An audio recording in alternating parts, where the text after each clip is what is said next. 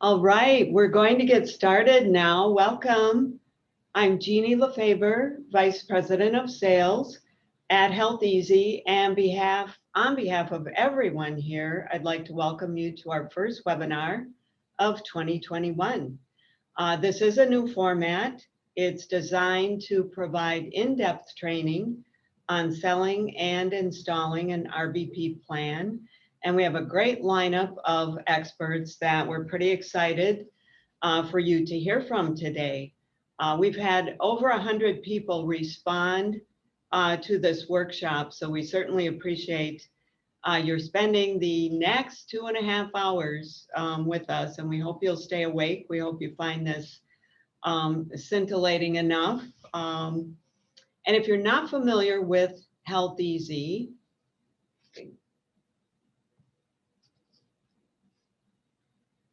next slide. There. We're an independent third-party administrator. We're located in Bloomington, Minnesota, and we were founded in 1982. We operate all over the country. Everything we do is administer partially self-funded plans for employers. We're known for our customization, innovation, and a very high level of concierge customer service. So if we're not working with you today, we certainly hope that we get the chance to work with you this year. So a few housekeeping items before we begin. Everyone should be on mute throughout the session, except we do have a few planned breaks where we'll invite questions. There is a chat box, and we do want your participation throughout the workshop. And then at the end, we'll also hold a final Q&A. There is a lunch break that's planned from 12:30 to 1, that's Central Time. And hopefully you received your Grubhub gift card so you can enjoy a virtual lunch with us. We wish we could do this in person, but this is sort of the norm now. And feel free to participate in an open discussion during the lunch break, or if you have other work you need to do, we know you're busy, please rejoin us at 1 because we'll have more good information, especially on the stop loss side and underwriting after the lunch break. So I'd like to introduce you to our first speaker today, who many of you know, Mr. Dan Malin. He's the Senior Vice President of Broker Relations at Payer Compass.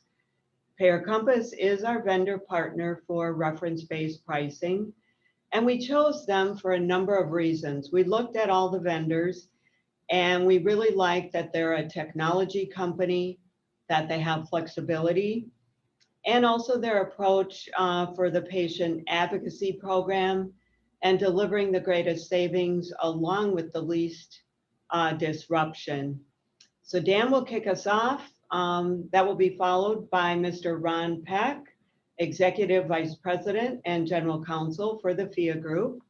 And then following the lunch, we will have Elizabeth Frank, Vice President of Business Development with UME, one of our valued stop-loss partners, and she'll speak about their experience with reference-based plans. So with that, I will turn it over to Dan.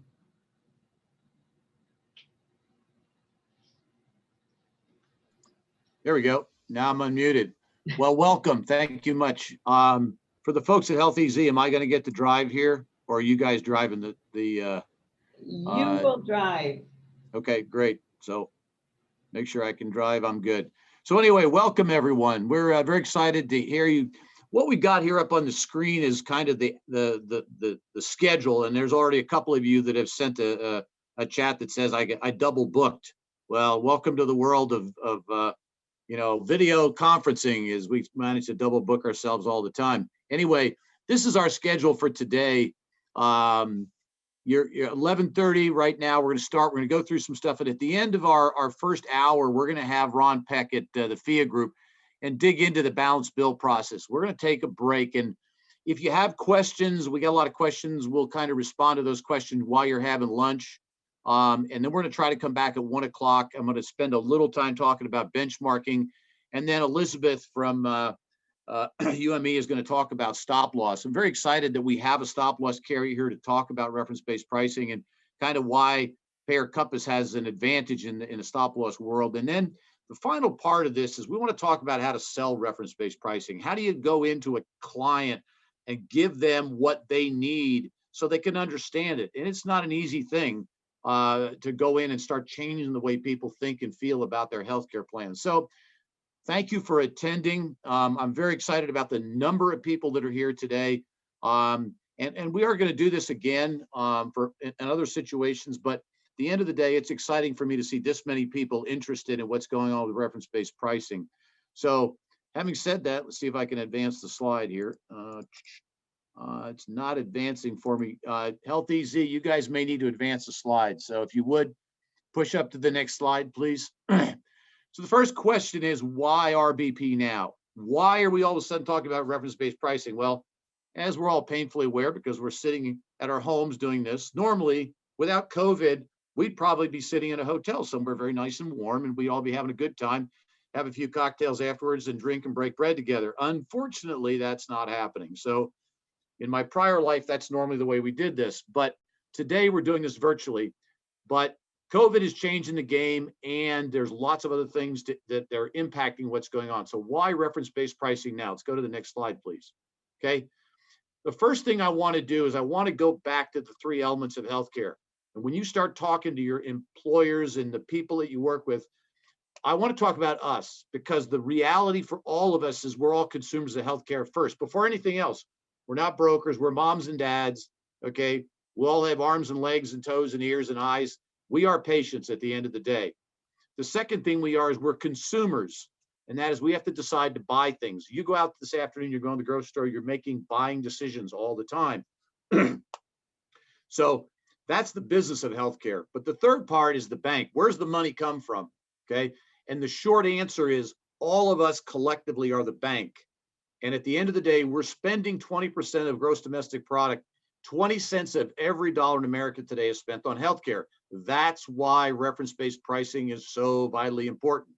The business of healthcare is broken. If you want to argue that, send me a text message or a chat and we'll talk about it when we do the break. But at the end of the day, I think we all are mutually understanding the business of healthcare is broken. Let's go to the next slide, please. Okay. So there's 12 things that are causing this disruption or this broken healthcare system. And I don't have time to get into this in a lot of detail today, but this is something that I generated 8, 9, 10 years ago, and it's still relevant today. These 12 things, not all of them are addressed by reference-based pricing, but many of them are directly impacted by reference-based pricing. So look at what we have going on here. And this is complicated.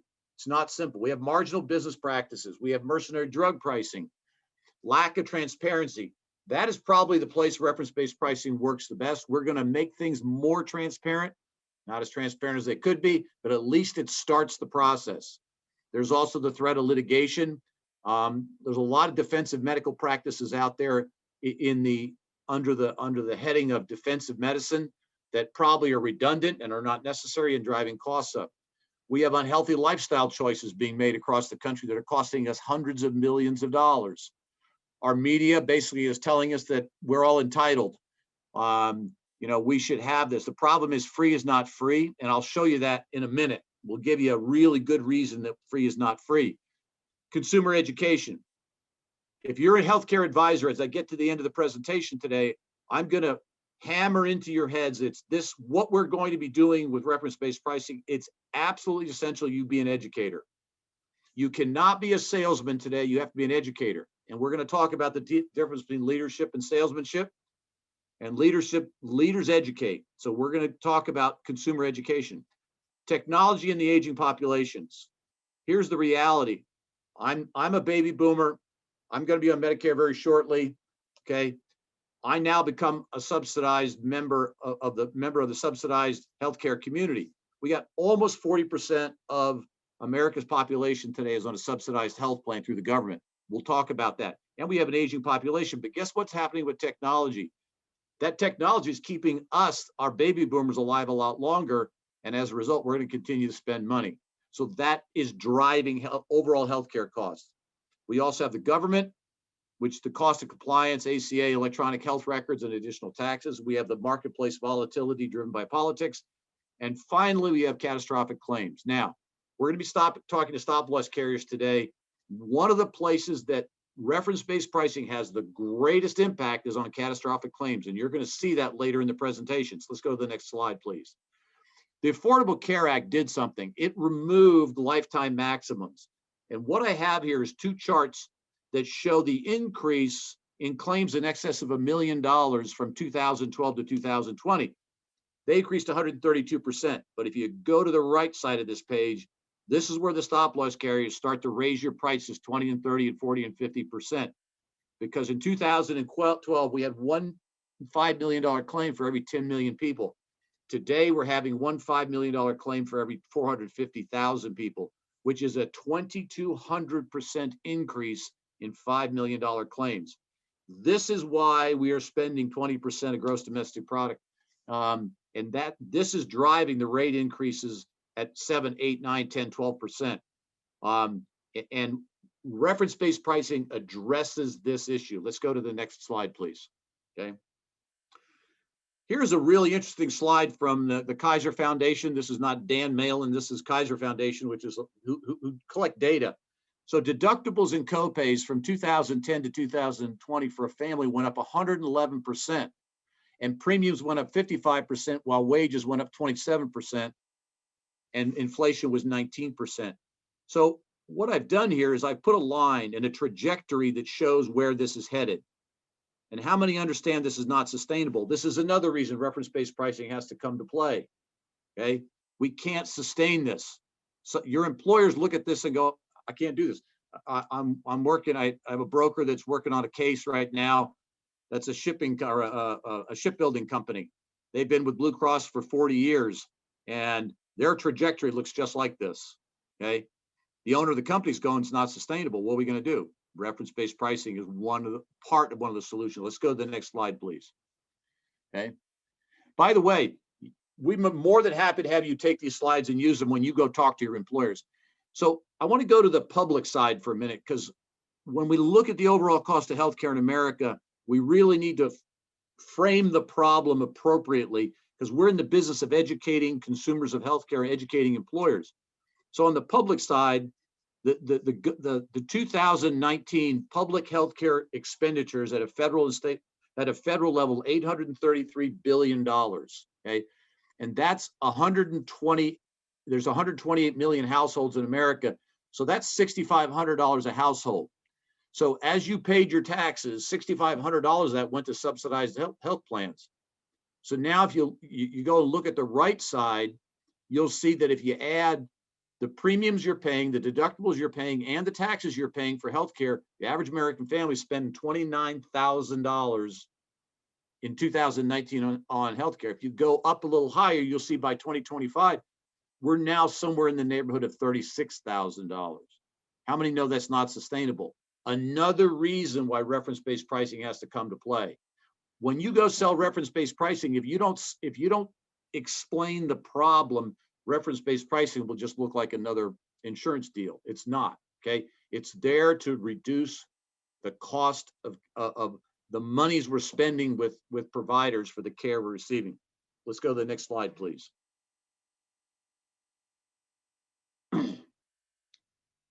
So, having said all of this, what I'd like to start with here is Rbp Basics. Okay, I'm going to go through some basics of reference-based pricing, and then we're going to get to Ron, and we're going to talk about balanced bills. Let's go to the next slide, please. Okay.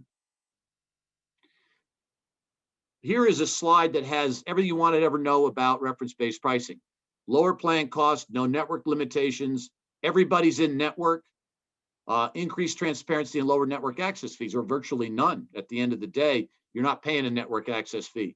I had a very interesting encounter, and actually it was a Health EZ case where we looked at a current employer with about 600 lives, and they had Anthem as their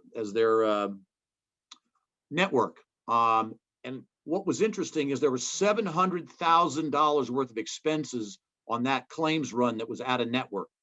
Do you know what the reimbursement was on $700,000? It was 14% of billed charges. Okay, So don't talk to me about balance bill noise and reference-based pricing. When you have a balance bill problem with a situation like that, you're on your own. Blue Cross doesn't care. All right.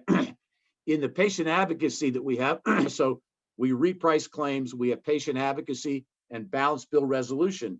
All of those things are the foundational aspects of reference-based pricing. Next slide, please. Excuse me for my voice. So I always like to do visuals. I like people to have a picture in their mind. What does this look like? Okay. So here's a traditional stop loss or a self-funded program. You've got the employer claim fund, you have specific and aggregate stop loss. And what you have here is two claims. Claim number one, if it did not have RBP on it, it would have been at the top of the orange box. But with the RBP savings, we were able to reduce the cost of that claim. And notice what it did. It impacted the employer's claim fund. Less money came out of the claim fund. On the right side, we have a claim that actually it pierced the specific stop loss. And by taking and putting reference-based pricing, now we've not impacted the stop loss premium. And so what Elizabeth's going to tell you later on is stop loss carriers like RBP, and they specifically like Payer Compass RBP because guess what? We don't take any money from the claim fund. We don't take any money from the stop loss carrier because we work on a strict PEPM basis, and we're a flat fee, so unlike some of our competitors. Let's go to the next slide, please. So why are we gaining popularity with RBP? Well, I gave you a lot of good reasons. First of all, we impact claims. That is the bottom line. We impact the cost of claims. The care networks are ineffective. There's unreasonable charge masters. And what we need is a more educated, self-funded community with more quality transparency. There's a lot of disconnects between prices and premium. I went through an exercise this morning with a broker in Michigan where we talked about something called hospital shopping, which I'm going to talk about a little bit later in the presentation. But there's a lot of differences between hospitals and even in your own community. So how do you navigate that? So there's a lot of things. Let's go to the next slide, please. So how do you get on board? Okay.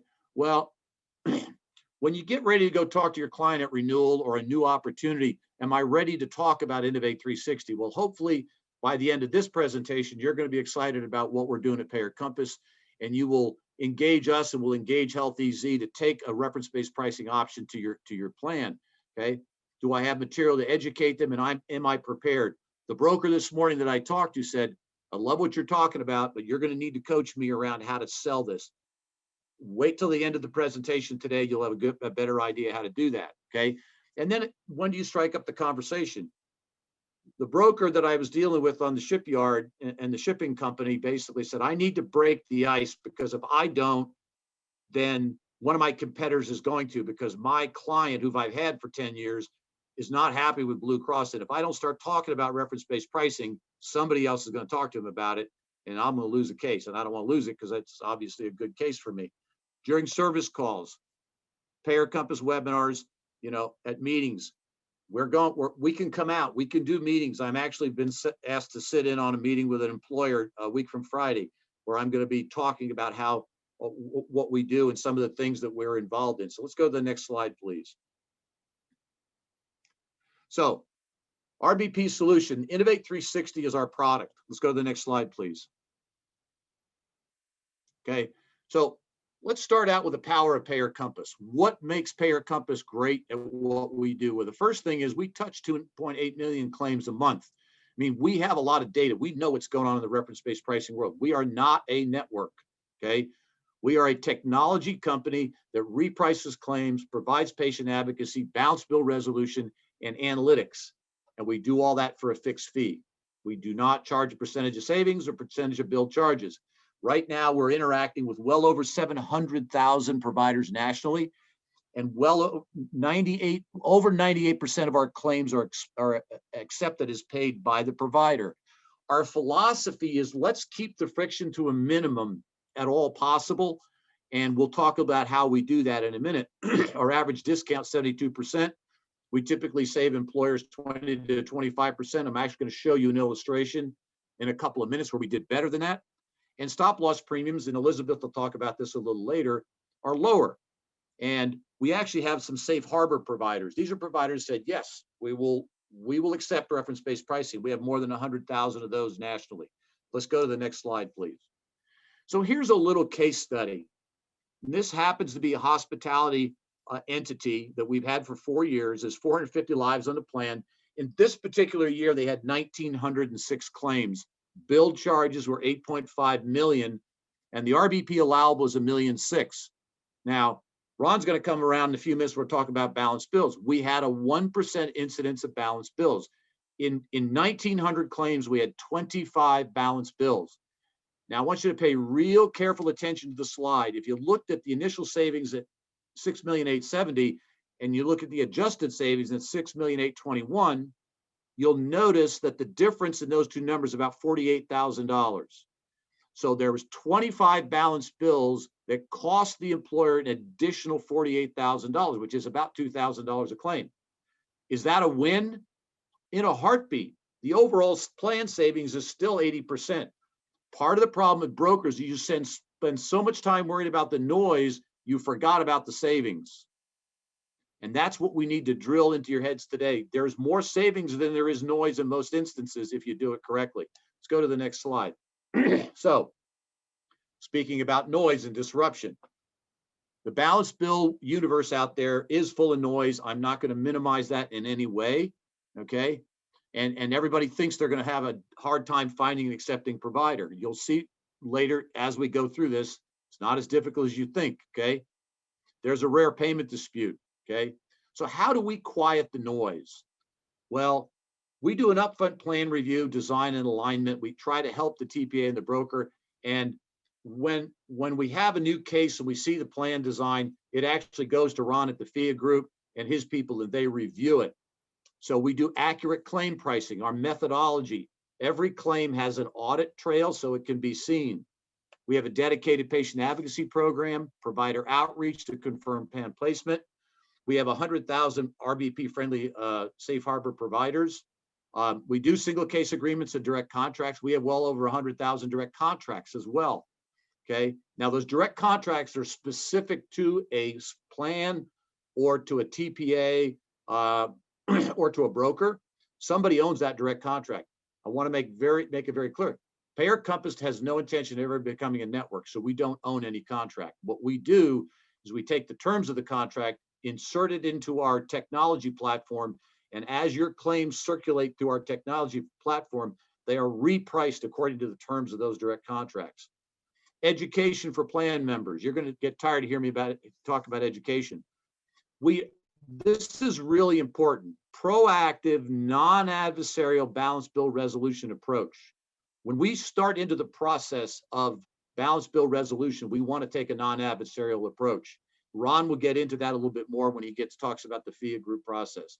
Consistent communications, and inside the FIA group, there's prepaid legal defense, and there is some fiduciary protection, which he's going to talk about. So let's go to the next slide, please.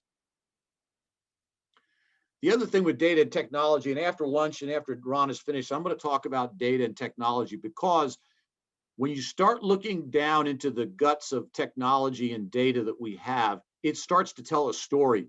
And what has to happen is the data and the information, first of all, has to be accurate coming in. We feed it back to you, and we can do benchmark studies and provide illustrations for your particular client of how RBP is going to impact them. We have the information. One of the most difficult things in this process, and I know some of you are going to chat about this and ask, what happens if we can't get data? I actually have an answer for that, which I will come to later in the presentation. But the point is, if you can get good data for us, we can create models on your behalf for your clients through HealthEZ, and it'll help you to go out and start telling the RBP story. Let's go to the next slide, please. So the other thing is that I want to emphasize with Payer Compass is we're extremely flexible. We're working in a situation right now where there's a lot of direct contracts. The direct contracts are tier 1. Reference-based pricing is tier 2 for everything that doesn't happen in under those direct contracts. We can do hybrid direct contracting. We will support your direct contracting efforts. We'll do out of network only. And we will also do specialized arrangements for repricing of certain types of claims.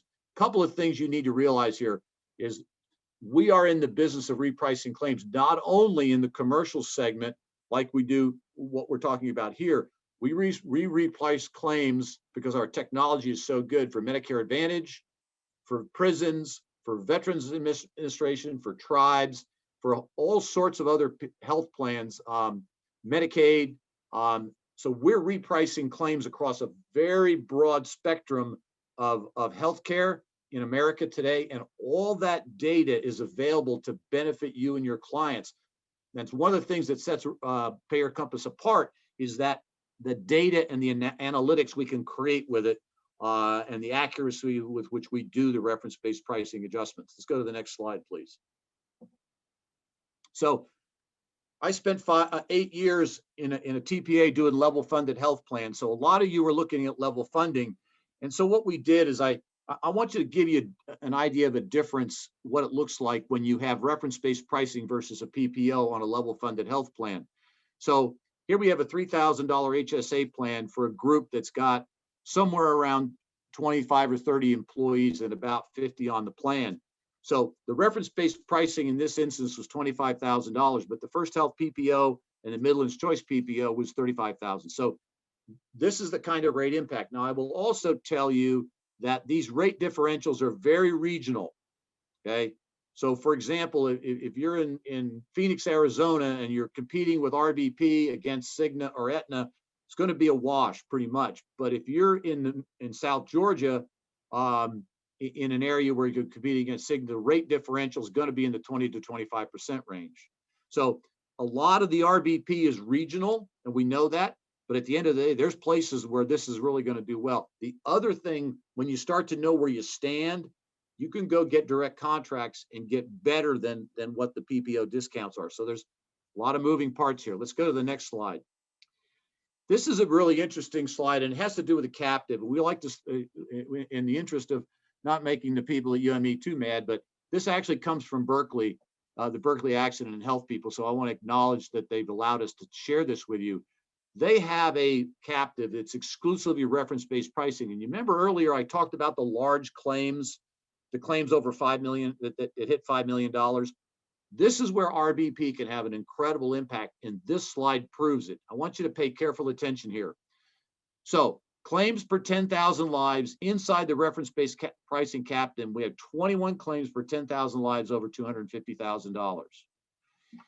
What Berkeley did is they took a snapshot of a similar PPO population, and in that PPO population, they're incurring 96 claims per 10,000 lives over $250,000. Now, I'm not a genius mathematician, but at the end of the day, if I'm a stop loss carrier and I'm looking at those two differences, I'm realizing reference-based pricing is probably making a difference, okay, in a big way. And the stop loss carrier is looking at those numbers and going, our actuaries can actually deal with these numbers. The good news is that since this was a reference-based pricing captive, guess who the reinsurer is? The people there, the 45 or 50 member groups. So they're actually seeing refunds off of their captive because their reference-based pricing is doing such a good job. Okay, we need to think about this. Let's go to the next slide, please. So let's talk about what we do to implement an RBP case. Let's go to the next slide, please. One of the things I want to make sure you understand is that Payer Compass does not contract with brokers. We contract with TPAs, and the reason that we do that is because we have to link with them electronically to transmit claims data back and forth in a secure environment, okay? So we don't contract with brokers, but we want to collaborate with the broker and the third-party administrator to do the right thing for the employer group. Yes, we help with the employer group. We help with members. But we always work through the TPA. They are our point of contact. And the whole idea is we create a team. You're going to see some things further in the conversation. You as brokers went out and sold a policy.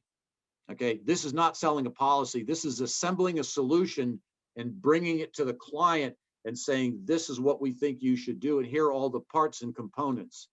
And Payer Compass is a vital part of that, but we're not the only part.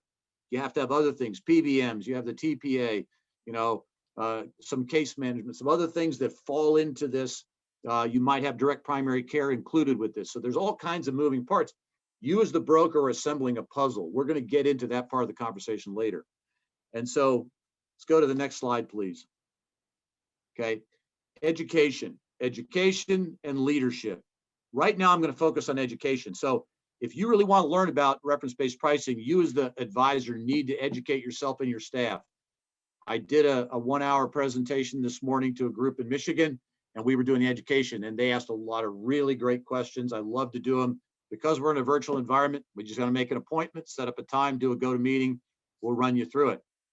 Then we need to educate employers. I'll talk more about that later. And then educate the employees and the families, and then educate the providers. Okay, there's a lot of education going on here, and you as the broker need to be the kind of the guiding light to that. Do you have to do all the education? No. We as a TPA and a reference-based pricing provider, we can help you with that. Okay, but at the end of the day, you're not a broker anymore. You're an educator. Okay, and you're a leader. I'm going to talk about leadership a little bit later. Let's go to the next slide, please. So how do you identify a prospective group? Well, you know, this eligible plan member count says 50 to 10,000. Really, there's no limit. The only limit there is ERISA. And ERISA says you can't have a group of less than 2, and it can't be husband and wife. But at the end of the day, in the Health EZ world, they're going to be able to do cases from 10 and higher. Okay, they're currently self-funded, level funded, and they have a PPO network, and they're willing to implement RBP. Okay, and you're aligned with a collaborative team. We talked about that. TPA, advisor, RBP vendors, carriers, captives. However, you're going to assemble the package for this individual, but you've got to have a collaborative team. They have to maintain a long-term perspective. The disruption that initially happens because of all the changes sometimes puts people off, but if they stay focused on the long-term savings, and I'll show you some illustrations later in the presentation about what I mean and how that looks. Okay, and the staff has resources to educate and empower the employees, and they're looking for dramatic ways to reduce costs. That's a prospective group. Okay, and we'll talk about how to qualify them a little bit later in the presentation. Let's go to the next slide, please. So what we all came for today is talk about the big elephant in the room, which is balance-based balanced billing. So somebody just asked a question. So why the fully insured group does not qualify? The 50 plus. In that particular slide, self-funded health plans can be done down to 2 lives technically, okay? But fully insured groups probably are not going to be eligible for reference-based pricing unless a carrier decides to do reference-based pricing that is fully insured. So implementation, I want to go through the plan member's journey real quickly. There's no network, proactive support's provided. We do outreach and education, and the optimal outcome here is to make sure that the employee and the member gets the highest level of service for the best possible outcome at the lowest possible. Okay, and the idea is to save the company money, but at the same time, those 3 deliverables are possible. But the question really on the table is the balance bill, and I'm going to introduce Ron here in just a minute. He's going to take over, but before we go to Ron, I want to kind of tell you how the claim evolves, and that is, so your member has a balance bill, okay? And what first thing that happens is the TPA verifies, in fact, that it is a balance bill, and then they contact our dedicated resource advocate who resides at Payer Compass, and our member, your member and our advocate they have a contact, there's a phone call, there's a discussion about what's going on, and there's a file that gets created, and there's communication going back and forth between the advocate and the member. And then what happens is our advocate will pick up the phone and call the provider. 40% of the time when we have a balance bill, that advocate is successful in getting the provider to agree to write it off. Okay, 40% of those balance bills that are out there. The second 40% of the time, the provider and the advocate work out an arrangement, and there's an additional payment made. You saw earlier where we resolved 25 balance bills. There was no legal intervention required on those 25 because they all got settled, average of $2,000. We don't bring the FIA group in if it's a little tiny $450 deal. We can do that and get it resolved and get it out of the way. You know, one of the bane of everybody's existence of balanced bill is time.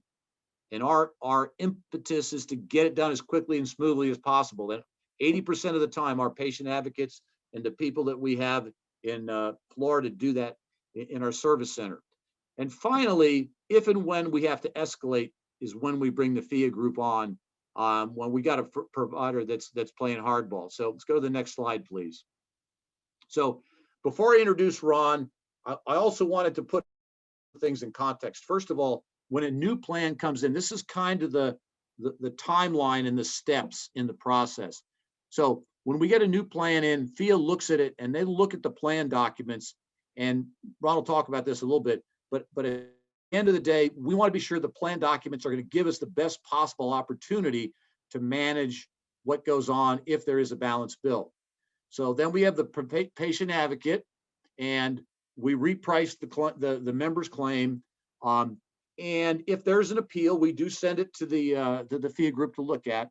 We ask the TPA to confirm the balance bill, and our first impetus is for us to solve the balance bill as best we can. And then if that doesn't happen, we escalate it to the FIA group, who then has a number of different programs that come into play, which Ron's going to talk about. So, and then ultimately, when all the smoke clears, it goes back to the TPA, the stop loss carrier, the plan sponsor. Everybody has to be on board. If we decide we're going to settle something for $150,000, that's our recommendation. But at the end of the day, everybody's got to buy off on it because we're not writing the check. The check ultimately comes from the TPA and the stop loss carrier. So understand kind of the train and how this process works. So next slide, please. So I think it's time for me to turn this over to the inimitable Ron Peck. And Mr. Ron, I'm going to mute myself. You're on, buddy. All right. How do I look? Ah, It's nice to see and be seen, huh? Okay. sorry. You know, Dan, you're killing me, man. Every slide you said, oh, if there's balanced billing, we might escalate it to the FIA group, and Ron will talk about that. And without further ado, here's another slide. And I'm thinking, you got me again. I'm ready to go. But I'm ready.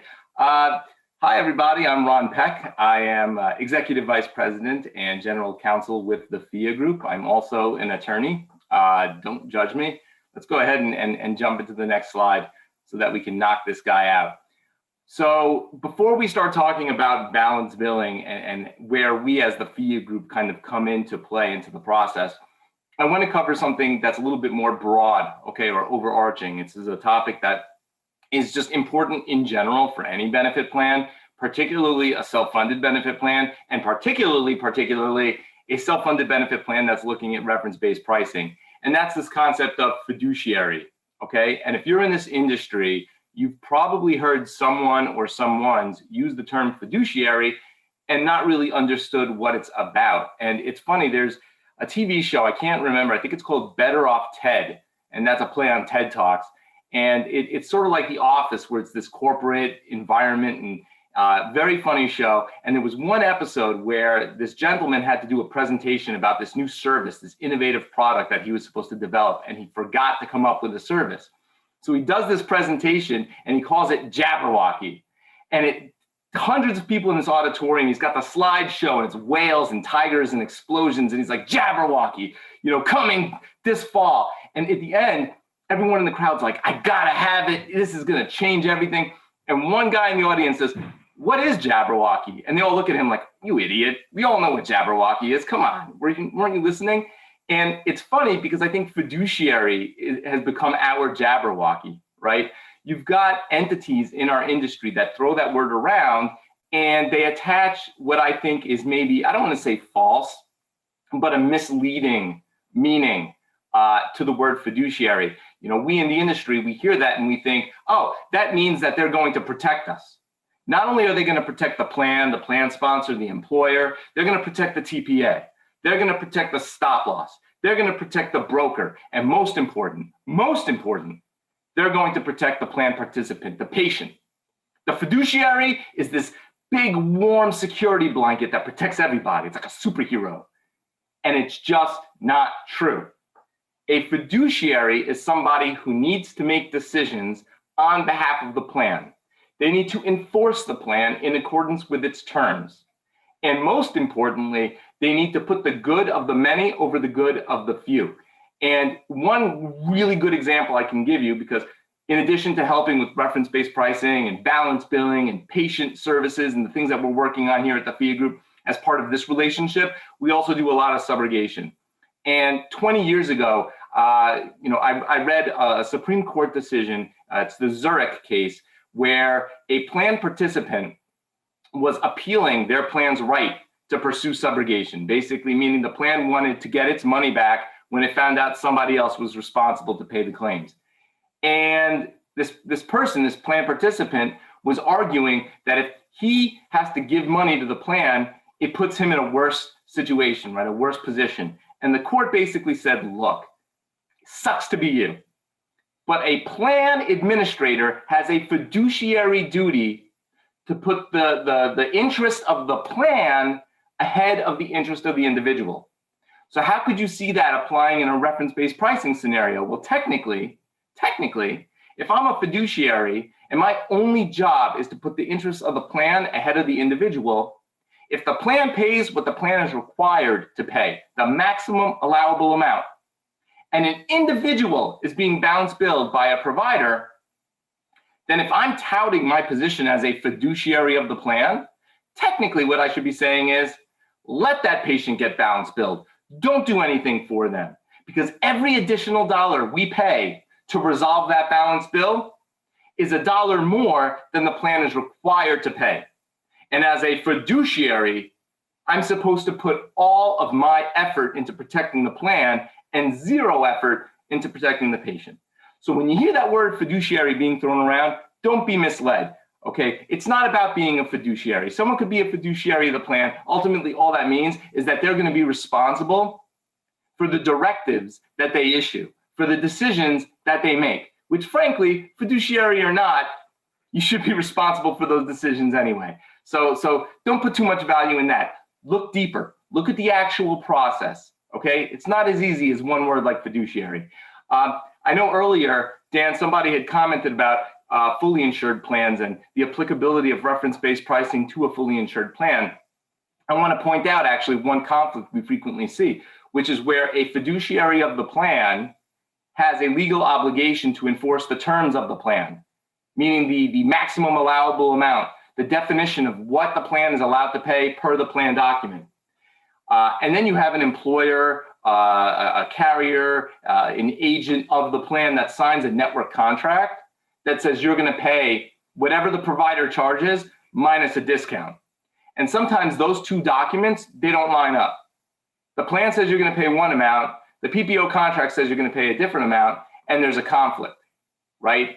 And often with a fully insured plan or policy, the carrier that controls that plan, that makes the decisions, owns and operates the network.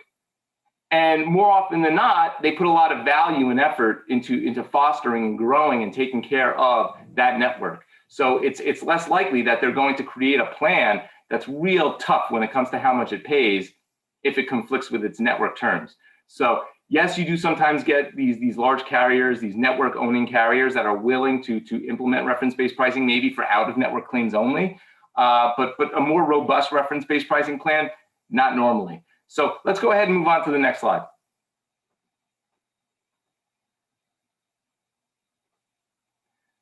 So balance billing is really interesting, and I'm going to tell you why.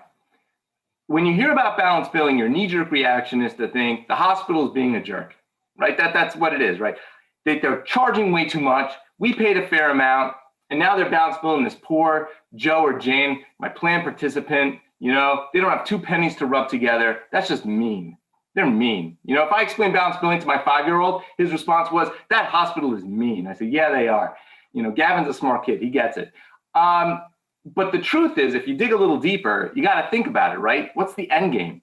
Because if I'm a hospital, I'm paying people on my staff to basically be debt collectors and pursue people who, like I said, don't have 2 pennies to rub together. So what are you going to get out of it? Because if the plan has paid all it's legally required to pay, the plan isn't going to pay more, or at least they're not being forced by law to pay more. And the patient doesn't have any money with which to pay the provider. So what's your end game? Why are you doing this? Why are you spending money to pursue a bill you're never going to get paid? because this plan member doesn't have the money to pay. And it's interesting because if you dig deep, you'll start to think about the fact that networks, traditional, the big PPO networks, their value is not so much based on the discount, because you and I both know that a 20%, 30% discount loses its value when the price increases. All a provider has to do is increase the prices in their charge master, and that just avoids the discount. So the discount's not really where the value lies. I mean, what are we talking about right now? Dan, were we talking about the value of discounts? Oh, this discount. No, we're talking about balanced billing. Why? Because that's where the value in networks lie. Because you know, even though I'm being ripped off, I know if I pay this amount, they won't balance bill my patient. Well, if that's where the value lies, then don't you think the provider owes the network, owes the carrier, is obligated to balance bill? Not because they expect to get anything in return, but because they're obligated to set precedent. Because if hospitals stopped balance billing, the value of networks would disappear. It's the same way that they agree to these favored nations clauses, where they say, you, XYZ network, are going to get the best discount. 30% is our average. We're going to give you 40% off. You lucky duck. Best discount. Well, if I come in with a reference-based pricing plan and I get a 72% discount, that was the average Dan mentioned before, and the hospital lets me get away with it, then the carrier, the network that got 40% off, can turn around and say, you said we were going to get the best deal, and here you are giving them a 72% discount? You lied. Again, another reason they pursue balanced billing. So what is balanced billing really about? It's about teaching lessons, it's about avoiding precedent, and it's about increasing the value of a traditional network. It's not about recovering money from the patient. And once you understand that, you'll know how to deal with it. So think about it. What does a plan have to do? Well, a plan is required to pay the maximum allowable amount as defined by the plan document. You know this. But what are you able to do? Because ultimately, you don't want to leave those patients high and dry. You want to help them, because that not only fosters a better HR experience, employer-employee experience, but it also ensures the future viability of a reference-based pricing plan. Because if everybody's unhappy because they're all being balanced billed, even though the plan is doing what it's required to do, it's not going to last. So we need to make sure that this has sustainability. So as a plan administrator, what you need to do is you need to make sure the plan document not only says what you will pay, but what you can pay, what additional amount you have the right to pay to resolve these balance bills. And that starts at the plan document level. And another reason this is so important, and Elizabeth, I'm going to talk about stop loss for a second here, is if I have a plan document that says we pay Medicare plus 20% and not a penny more ever, and another carrier comes in and sees that, they're going to underwrite the plan and they're going to set the rate, assuming that you're only going to pay Medicare plus 20% because that's what the plan document says. If that plan document doesn't explicitly say that you have the ability to pay more, that you have the ability to pay a negotiated rate, direct contracts, single case agreements, negotiated settlements, that stop loss carrier is going to look at when you pay more than Medicare plus 20, more than the plan document allows, and they're going to say, you can do whatever you want, but we're not covering it. That's outside the terms of what we issued stop loss to insure. So again, it's also important that everything be reflected accurately in the plan document. Next slide. So, Dan, you're gonna kill me. Look, I talk about education too. You know, it's funny. If there's anyone on the planet that shouldn't talk about education, it's me, right? But joking aside, you know, all of this work ahead of time is really going to set the tone, okay?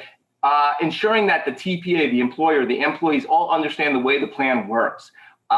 Making efforts to try and engage key providers in your geographic area before anybody is balance billed is so important. The fact that Payer Compass and the FIA Group take this approach where we want to work with providers whenever possible. You know, we're not looking to pick a fight. And I think that's kind of unique in the reference-based pricing market.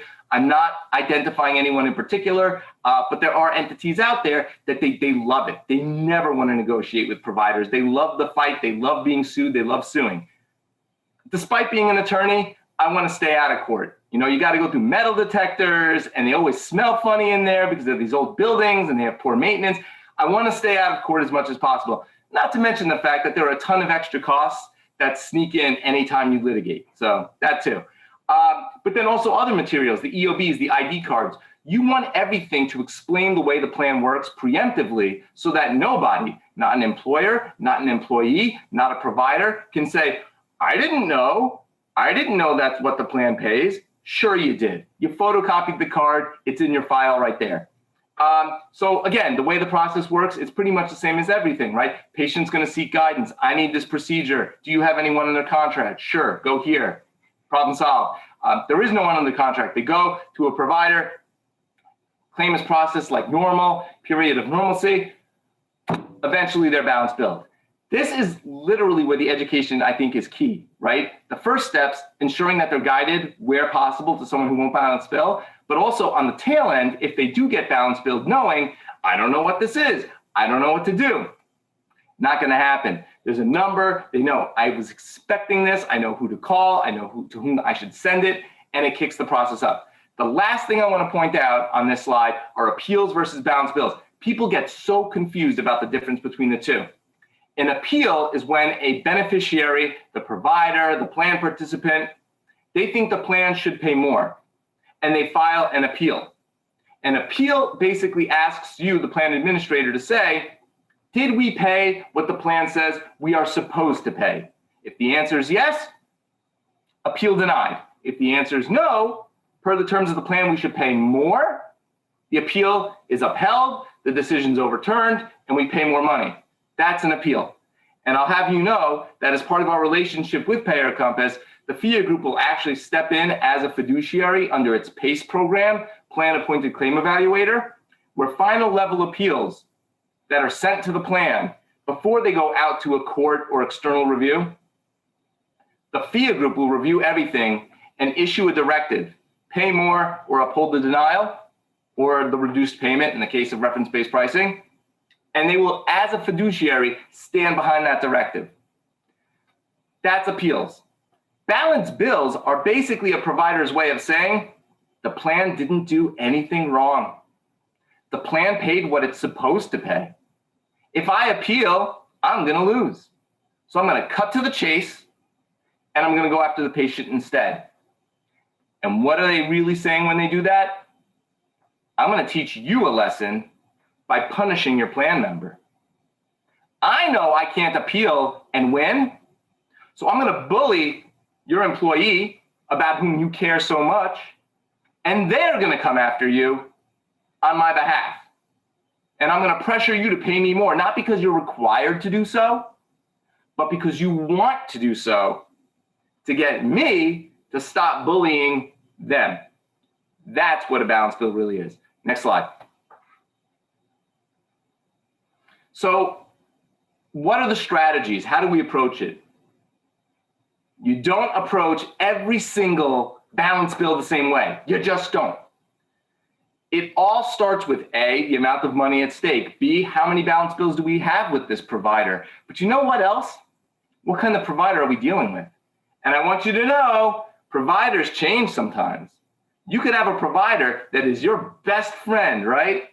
And they get purchased, and all of a sudden, the new CFO, I can't say it on Zoom. I'm pretty sure there's some sort of editing feature where I can't use the language I'm about to use, but now all of a sudden they're your worst enemy. Or vice versa, right? You could have a provider that's always been a stickler, and then one day they decide, you know what? We just need some capital. We need to bring the money in. Let's start closing these open accounts. And they're more willing to deal with you. And I love those providers. I love the desperate provider. And this is more important now than ever before because of COVID, because of the pandemic. I'm sure you've heard about how a lot of individuals, patients, are either postponing or canceling elective procedures, all right? The types of procedures where the buco bucks are to be found. And these hospitals are hard up for cash. I don't mind admitting I'm friends with more doctors and medical professionals than I am attorneys. Trust me, if you're an attorney, you don't like other lawyers. But I've got plenty of doctor friends, and a few of them have actually had to take pay cuts. And they've told me that their systems, some major systems in this country, I'm not going to name names, are hard up for cash. And as a result, some of these providers that in the past, we got plenty of money. We're in the black. We could push this. We could set precedent. We could show them that we're not to be trifled with. All of a sudden, if I come in and I say, look, you know, and I know that you're not going to get anything from this patient. And you know, and I know that the plan technically paid everything it's required to pay. But I'm offering you another 10% just to get this resolved. That's money in the bank. That's a bird in the hand. And some of these providers are more willing to take it, but not all of them. Let's go to the next slide. The hungry provider. This provider isn't thinking. And I don't want you to confuse this one with the next one. This one is just, this is what I'm owed. I need every penny. It's hard times. We need to get it all or nothing. And this is generally, so what's interesting, I think with the hungry provider, the first one, the desperate provider, the first one, that provider, usually higher level administration is involved, okay? They're willing to make deals because they've got the big picture in mind, right? They understand the concept that a bird in the hand is worth two in the bush. With the hungry provider, the message is passed down to lower level billing agents who are told, get every penny. You get paid on a commission. And they're just like hungry hippos, right? They're just going after everything. The hungry provider isn't going to make a deal because they know I just need to get as much as I possibly can. And in this instance, like I said, time is an ally because if you push back often enough, eventually it gets escalated to someone who's actually a thinking decision maker that transforms your hungry provider into a desperate provider. So, you know, we always try to resolve these matters as quickly as possible, but for someone who's just coming at us with a mallet, time is sometimes an ally. And again, we'll always keep you updated and informed about what's going on with the cases and what the status is. Let's go ahead to the next slide. So this one is the worst. And I don't know, Dan, I don't know if I'm allowed to name a few like specifically. I don't want to get anybody sued here. I've gotten some cease and desist letters in the past. So if you're curious, go ahead and what's the term? PM me, right? Private message. Go ahead and email me. I'll let you know who I'm talking about here. But just go ahead and Google hospital sues patient, and you'll know who I'm talking about. This is the provider that behaves like a hungry provider, but it's actually higher level people making the decisions. Who is this? They don't care about money. I'll say it again. They don't care about the money. They're here to teach you a lesson. They're going to discipline you. They're going to send you a message that they don't negotiate with terrorists. The end. And they're going to sue that plan member, and they're going to put them into bankruptcy, and they're going to take their home away, and they're going to ruin their credit just to teach you a lesson. This is the provider in response to whom we need to apply our most sophisticated legal approach. This is where we're leveraging things like accord and satisfaction. This is where we're communicating with our allies in the media. This is where we're leveraging things like 501c3 and 501r and these rules that have been passed down by the IRS to extend it by a year while the patient pursues financial aid. There are a lot of strategies that we use to deal with these providers. And more often than not, after one or two victories with these guys, they get the message that their lesson isn't sticking and that they should reconsider their approach. But again, we have a strategy for each of these. Go ahead to the next slide. Last one I don't really want to spend too much time on. This is the one that just doesn't even understand what's happening, right? There is no pandemic.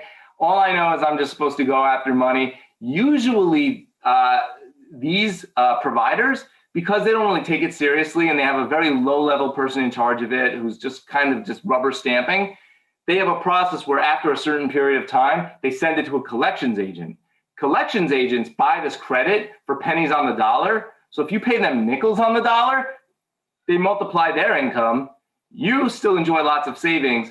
Despite the reputation, a lot of collections agencies are a lot more reasonable to deal with than these providers. So again, time is more of an ally with this one as well. Next slide. So here's what I want to leave you with. First, I'm going to cover these bullets, and I want to say one more thing before I turn it back over to you, Dan. I hope we're okay for time. We're great for time. We're right on the money. You're exactly doing well. Perfect. It's that internal clock. See, somebody's got to tell my wife that I am good at keeping time, because, you know, I get in trouble all the time for this. So, you know, I already mentioned our role, but then also just the general role of Payer Compass and our allies as far as collaboration is concerned. The work up front, the plan preparation, the plan document, doing a review, revising the document, making sure that the actual document itself and all the supporting materials, EOBs, ID cards, support the process. The worst thing that can happen, and this has happened to me on a case referral, is when I'm told we paid Medicare plus 80%, a pretty decent payment. We're willing to negotiate up to 300% Medicare with this provider. They're balance billing our patient. I think, wow, that's a lot of money to play with. I'm going to get this done easy. And I go and I look at the plan document. You know what it says? We pay the in-network rate. Otherwise, we pay the average network rate, which in this case happens to be 700% Medicare. The provider knows it. They've seen the plan document. There's nothing I can do. And that 300% Medicare deal that I thought would be easy, boom, done, gone, right? So again, making sure the plan document matches the process. ID cards, EOBs, everything restates it exactly the same way. Also, as far as the education, and then the plan appointed claim evaluator handling appeals as a fiduciary. The last thing is also patient defender. That's an add-on service that we also provide, where for a small PEPM fee, we're also communicating with a third-party law firm. And that law firm is on call. So if cases reach a certain point, a dollar amount, or they're being litigated, an attorney represents the patient. And I mentioned before the difference between a fiduciary, whose job is to represent the plan and put the plan's interests ahead of the patient. And in my personal opinion, it's hard for me to say that I can really represent the patient and represent the plan, because their interests aren't always exactly aligned. And so if I'm going to work on behalf of the plan, which is what the fee group does, I want to have a third-party law firm on call to represent the patient, with whom I can collaborate, but maintain that firewall between us so that everybody has a dedicated advocate.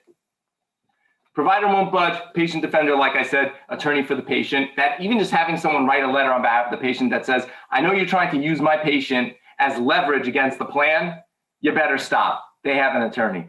Time, sometimes it's good, sometimes it's bad, already covered that. And again, just knowing everybody's role ahead of time. You don't want to have any kind of crossed wires, right? Everybody's supposed to know their role. The employer and the employee, notifying the TPA, TPA collaborating with Payer Compass escalating to the FIA group. There is a process. It is clearly laid out. When you leave that process, when you have an employee contacting the FIA group directly, or you have the employer contacting, the broker about something that Payer Compass is supposed to answer, everybody wants to serve. Everyone wants to please. And as a result, sometimes we go a little bit too far and cross those lines. And so ensuring everyone is on track. The last thing I want to cover really quickly with my remaining time, a lot of you have all heard about the surprise balance billing rule that came out as part of the COVID relief bill that was passed sort of at the 11th hour. It's omnibus. And it's actually not a new law. It's an amendment to an existing law. And, we've done webinars and we're doing webinars, podcasts about it. But the general question that I've received is, does the surprise balance billing rule, which basically says providers can't balance bill, make reference-based pricing a no-brainer? The answer is, I wish. Balance billing isn't illegal, just surprise balance billing, which is a very small subset of balance billing. It's emergencies at out-of-network facilities, and out-of-network providers at in-network facilities. That's it. So it's a very small subset. Because if balance billing was illegal, PPOs would shut down the next day, and we'd all just do reference-based pricing in-house, and Dan would be able to retire and go enjoy some fishing. But unfortunately, balance billing is legal, which is why repricing needs to be paired with a response to balance billing. Okay, that's why we still have work to do, everybody. Okay, I've heard the surprise balance billing rule not only makes balance billing illegal, but it's illegal because the plan has to pay the whole share, which now reference-based pricing is done. It's obsolete. Again, it's very specific to a certain subset, and additionally, it's very reliant on average network rates. It's the median network rate is that price parameter they use before you go to arbitration. And so the thing is, if you're using reference-based pricing, you don't have a network. Or if you do, you want to make sure that you have someone negotiating very favorable contracts just in case those contracts get used against you in arbitration in the future. So there's actually, I'd say, a lot more value for this type of reference-based pricing in light of the No Surprises Act. And of course, I'm always willing to go a little bit deeper into that subject. I know it's a hot topic. I don't want to waste too much time on it. I could fill a whole hour on it. In fact, I have and I will be. But of course, you could always contact myself, Dan, anyone from the team, and we can go into that in a little bit more detail as needed. But with that, I'm going to take a drink of water and pause. Well, great job, Ron. We really appreciate it. So a couple of things. Let's go to the next slide, if you don't mind. So Ron did a great job. I know you probably have a lot of questions. And what we're going to do right now is we're going to take our lunch break. We in Health Easy, if you guys want to come on board and talk a little bit about Health Easy. But what we're going to do while you're having your lunch, we're going to break until about 1 o'clock, but we're going to stay up. We're going to stay here. We're going to let you get up, get drink water, bio break, have a little lunch. But we're going to chat a little bit. I got some questions for Ron that he and I are going to have a discussion about that I think you might be interested in. And we had some questions that popped up. We're going to have Jean Dan, look at we'd like to go through the questions that we have, I think, right now. And I know some are for Ron. I don't know if Ron will be staying on for the second part. Okay, that'd be great. That'd be great. So go ahead, Jean. And if you need to get up and go do your, have some lunch or whatever, or hang with us, we're going to make this an informal conversation. So yeah, I'm not going anywhere. If I stand up, then I have to go shovel. So I'm going to stay right here. Right. All right. All right. Better you than us. So I think we got a couple questions on this. For your pricing examples, they're asking what is the percent of Medicare that is assumed compared to the PPO network, and that we know some direct contracts are involved. So I know that was one of the features we liked, was the variability in setting the percent of Medicare. I'm not sure if you had a certain percent used in your examples. So first of all, in the illustration on the rates that I showed a few minutes ago, where we had 25,000 for reference-based pricing and 2 other plans with PPO at 35,000. Those particular cases were at 150% for the hospitals, 125% for providers. Having said that, under the Payer Compass RBP program and how we do we can go at any percentage of Medicare that you think is appropriate. We reprice claims at 100% of Medicare, 150% of Medicare, everywhere in between. The other thing is, I can tell you, if we looked at our data, for example, this morning we were talking about the state of Michigan. Our average reimbursement in the state of Michigan for facilities is 147% of Medicare. In Indiana, it's 165% of Medicare. In Texas, it's 155% of Medicare. So it varies. We also have clients that we've had for numbers of years that started at 170%. Today, they're at 120%. So the one thing about reference-based pricing, whatever fits the situation is going to be appropriate. We're able to do whatever is necessary. That's why we're going to talk about benchmarking and modeling a little bit later. But Ron, do you have anything to add to that?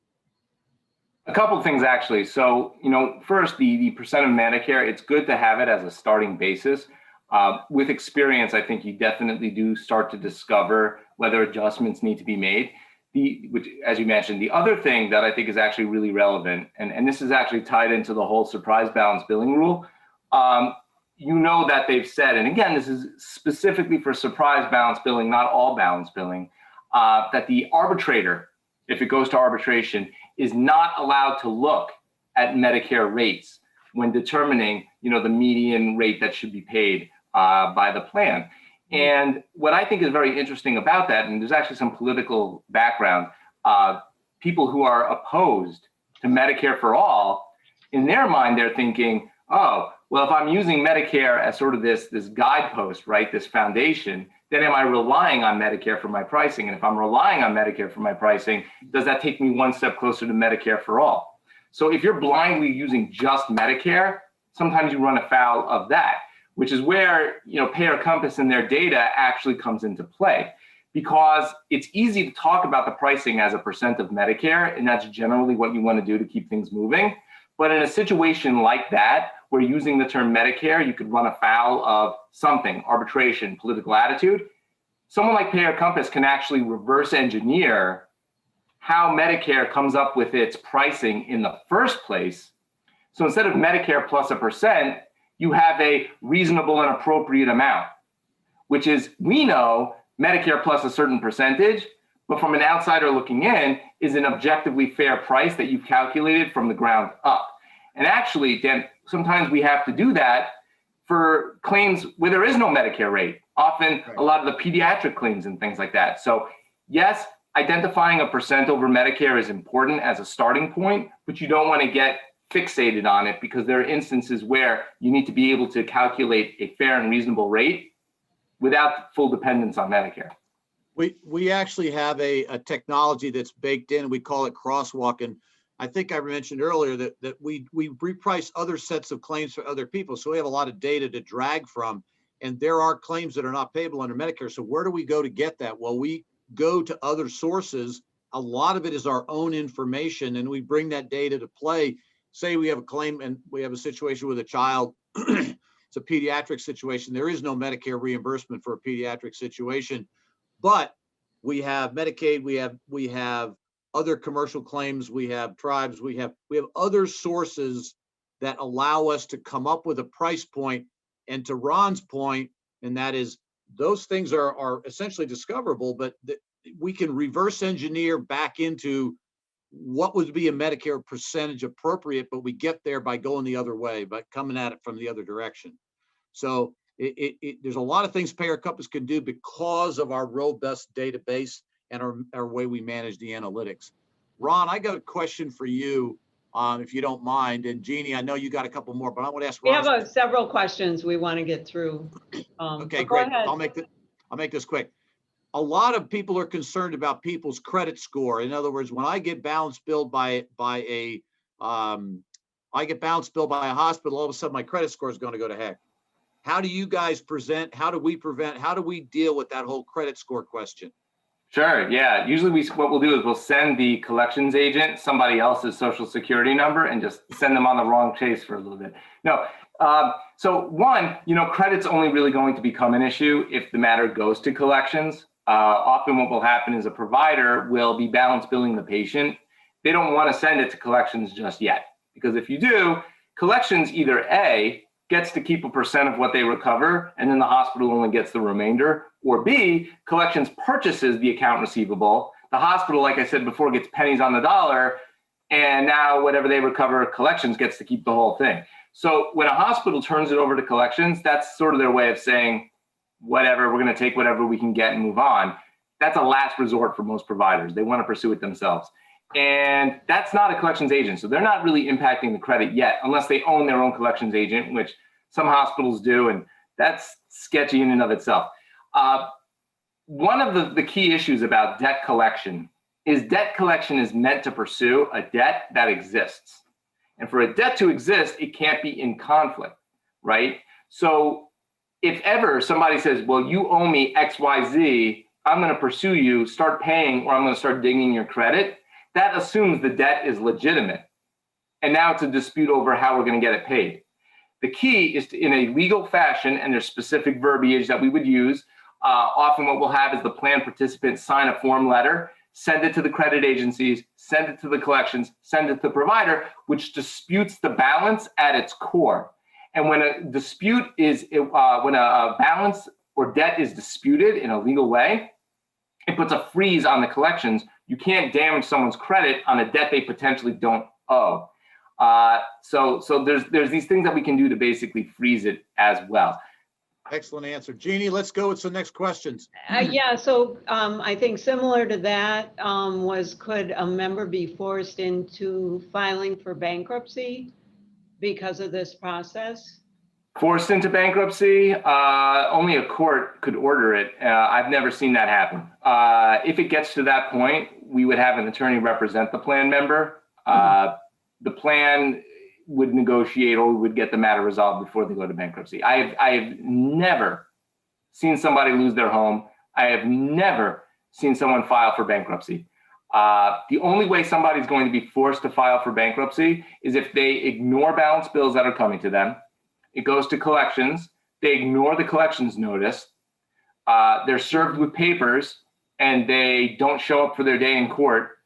And the court orders that it be paid. And even then, the provider and the collections agent have options to pursue the funds before they can assert any kind of lien on the person's home or send them into bankruptcy. Someone filing for bankruptcy is such an extreme scenario. I mean, all I can tell you is that there are strategies in place to prevent somebody from ever even getting to that point. But even if they did get to that point, I don't see how it serves the provider. You hear about instances like that in the media, but those same reporters that are telling you stories about people who were sent into bankruptcy because of medical debt, more often than not, it's tied to stories about high deductible plans or outrageous copays, which is why you start to see laws about patient out-of-pockets, meaning copays, coinsurance, and deductibles. It's not going to be about a balance. And one of the benefits, I think, of reference-based pricing is actually the fact that you can shrink the deductibles or copays because the savings are on the tail end instead of shifting the burden of creating savings onto the patient.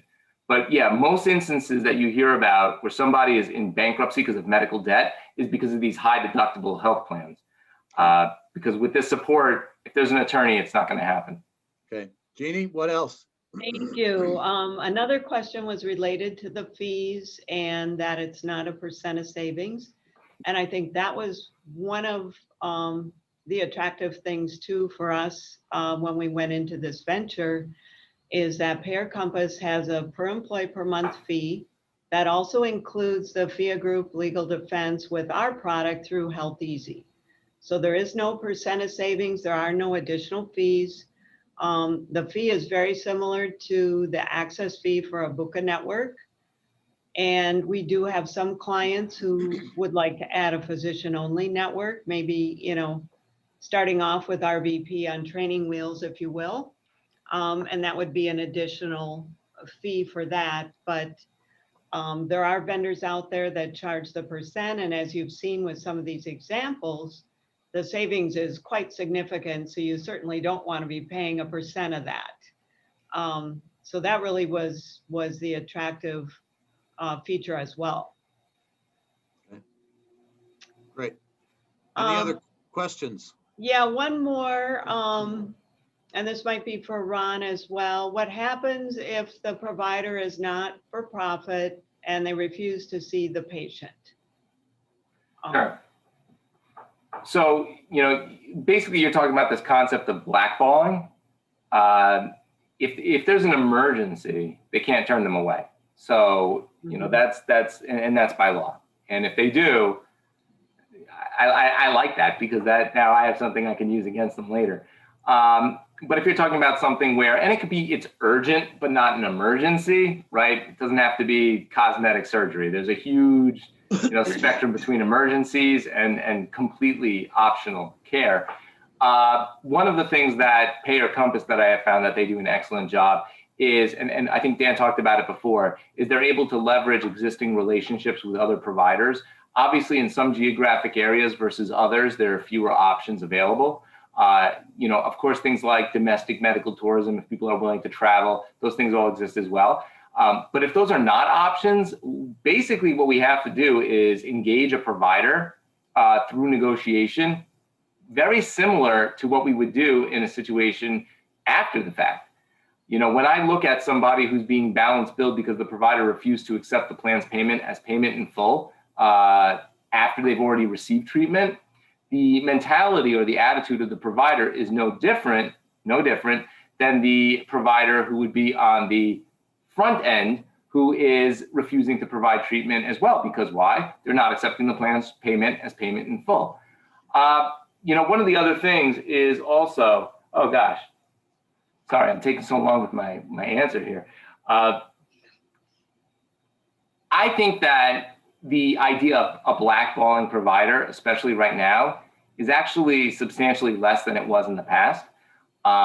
Because, like I mentioned before, the number of elective procedures is down. These providers are hard up for cash. And I think at this point, the mentality is that they would prefer to provide treatment and have a debt that they can collect somehow than to pass up on an opportunity to have a paying customer. Great, thank you. And I think a lot of these answers probably apply to another question about what are the pitfalls.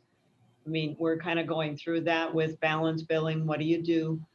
I think the next question, which I think, Dan, you might get into this afternoon, do we have any examples of employee education campaigns that have been done so that you aren't getting into the collection agencies and all these other avenues? And before you address that, I want to say that with Health Easy, since we founded the first PPO network in the country, I have to get that in there. We have a full service provider services department. We do custom networks, custom contracting, and we will do direct contracting for RBP. So that was another thing where Payer Compass doesn't actually do that, but we know, what's fair reimbursement. We know it by geography. We know it by type of provider. And so that's another feature that Health Easy brings to the table is, addressing that with direct contracts. Once we know that a provider accepts a certain percent, then that can be applied through the repricing with Payer Compass, and we don't have to worry about it. And then, member education is a big part of what we do, since we offer customized, personal websites for every employer, custom phone numbers answered by humans, trying to simplify the output. As I'm reminded, fairly often by our CEO and founder, she did not name her company Health Hard. It's Health Easy. And so we're trying to educate the consumer, so they can be more engaged and understand their health plan and their benefits. And so I think we will have, materials definitely for the employees, but Dan, maybe you have some things. So I'm gonna do two things here. Yeah. Yes, we support education in any way possible, but we really rely on the broker. And I'll get into this in a little more detail because to the person that asked the question, I'm going to go through an 8-step process of how you set up an RBP plan and then how you deliver it and what all is involved and where the education needs to come to play. Having said that, I'm going to also put a plug in for Health Easy. I watched them install a 550 life case that in my prior life where I was tangentially involved in it to a certain degree. And the key to the whole process was the enrollment, was getting the people on board and getting them to understand. The client at renewal was absolutely over the moon because the broker, in this case was direct primary care physician, and the TPA had collaborated in how they put the education material together. And the result was they got an 85% uptake on the direct primary care because of the way that the education was.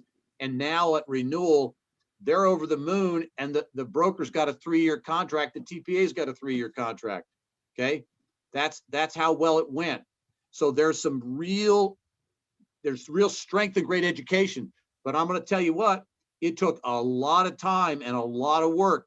There's 500 man hours in the enrollment process to do it right.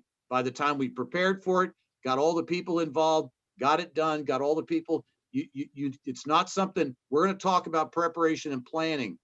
This is not like walking into somebody and tell them this is how it's going to happen. And Ron said it earlier, if they know they're going to expect a balanced bill and they've been educated what it looks like, then when they get it, they're going to call you and tell you, and you can get on it immediately. Because the worst thing with a balanced bill is to let it stretch out for 7 months and then give it to us.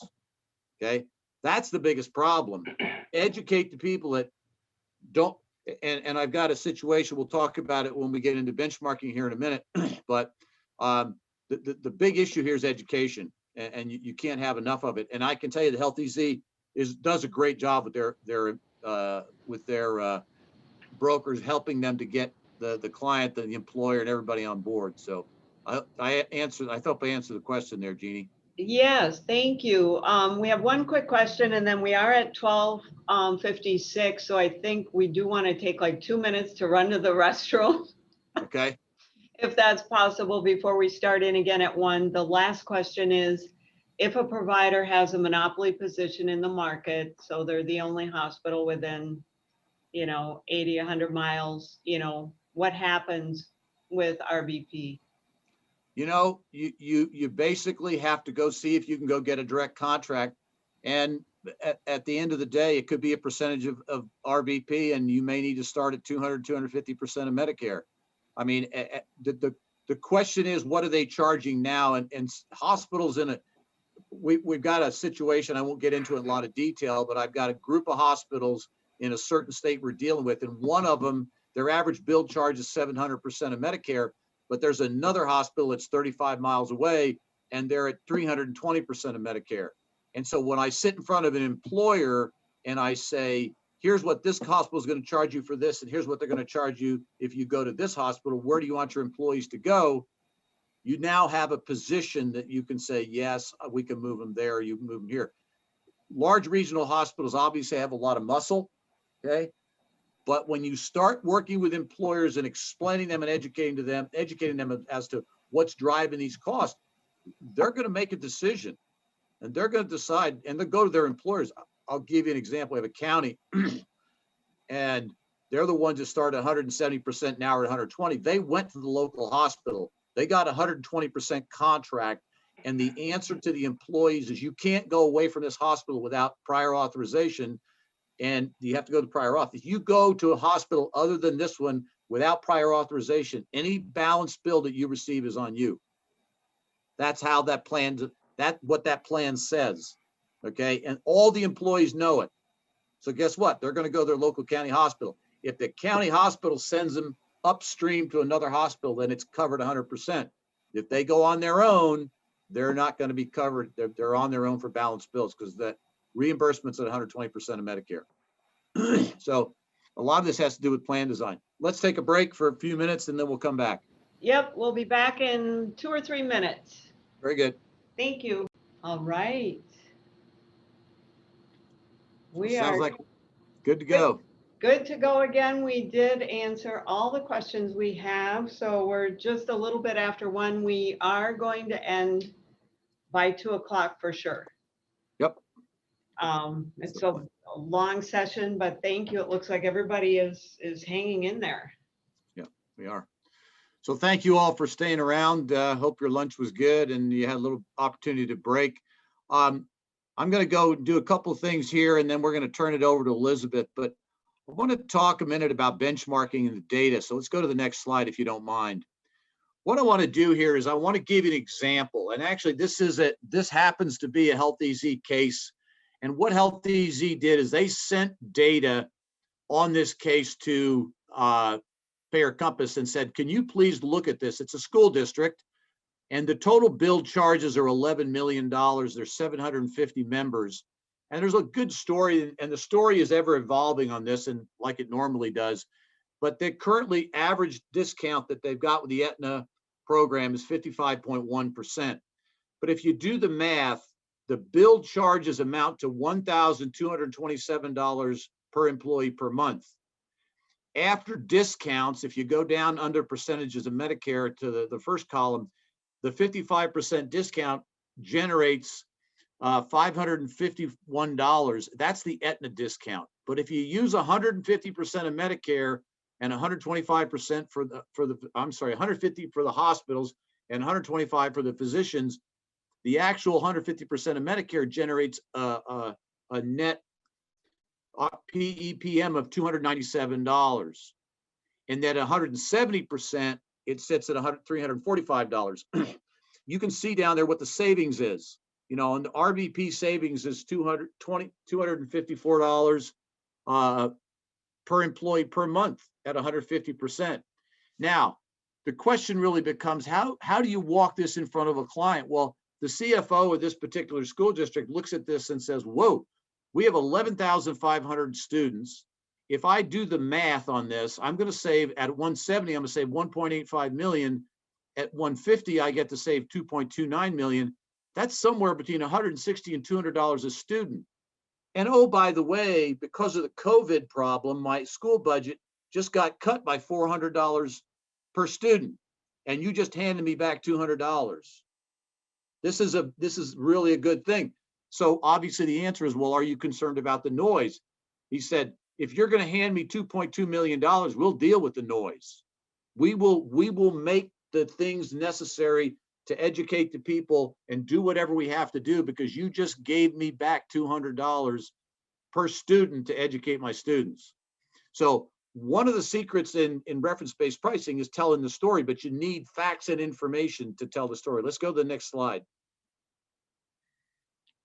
So this is this is another area that we want to try to emphasize that we do with data at Payer Compass. So if you're on this call and you go to our website and you look at our website, at the top bar, there's a thing called Price Analytics Map. And if you ask for access and you register, we'll allow you to go in. If you tell us you were attending the Health Easy workshop, we'll let you get in and look at that. But what that gives you is the average bill charge for every hospital in America as a percentage of Medicare.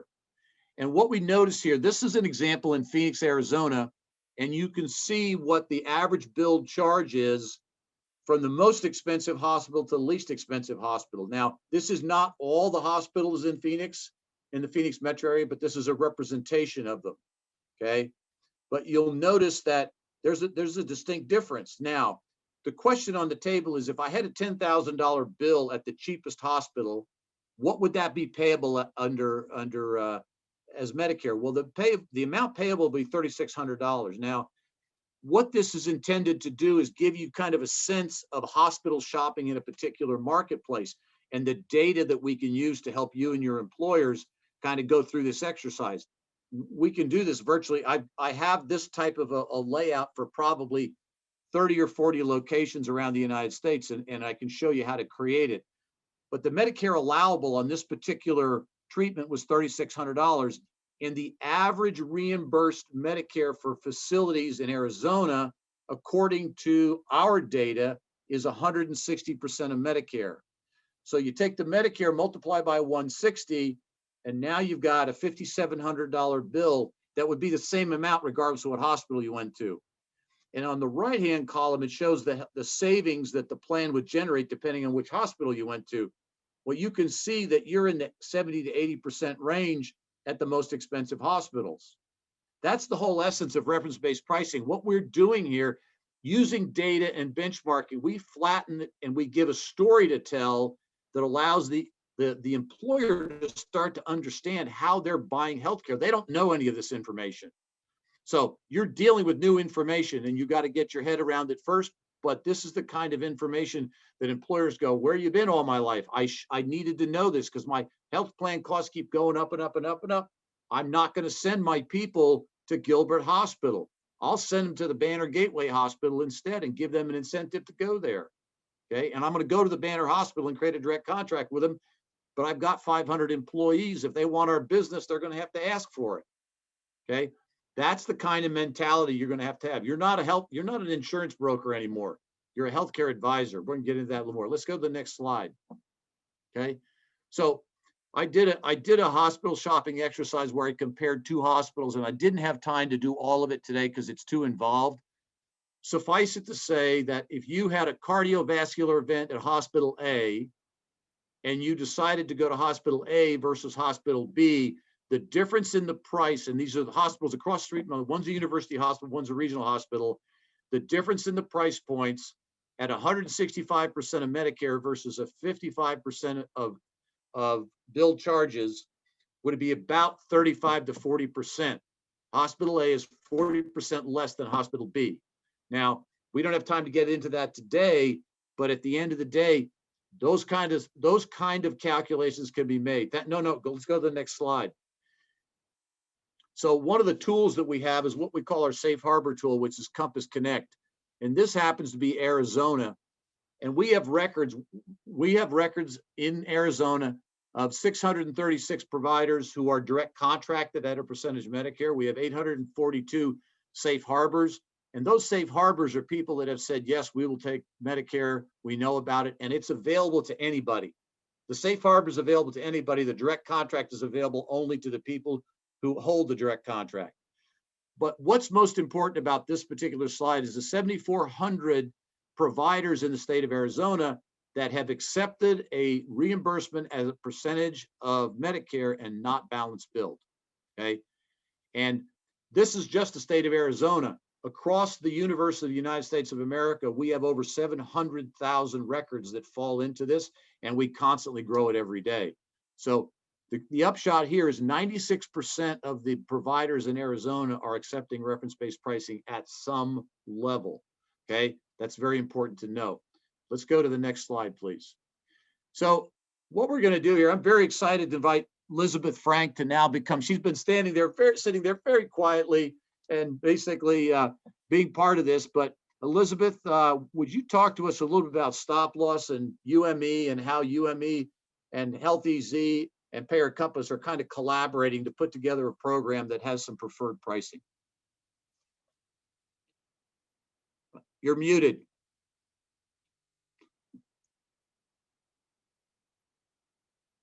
You're still muted.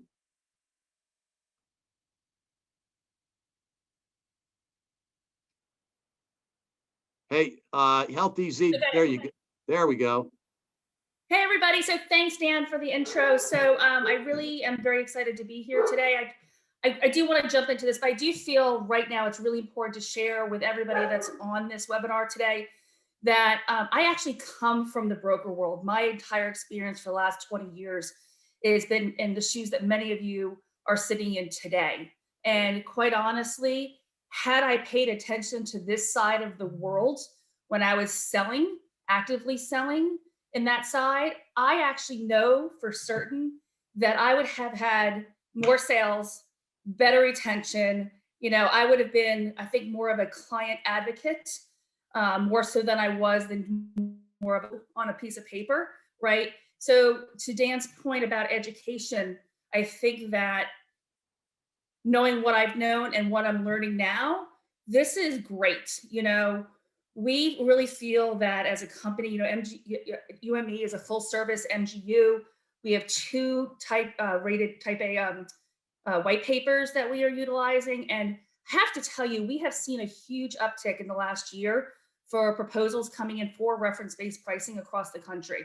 You know, savvy consultants, TPAs, brokers, everybody that's on here today that really wants to do the right thing for their clients are looking for another solution that's out there, right? And so this is the time, right? This is everything. They're so volatile. And if we're as savvy as we all know that we are, you know, you talk about unions of bringing like reference-based pricing and stop loss and TPAs and how you make seamless transitions for clients, because that's what they're looking for.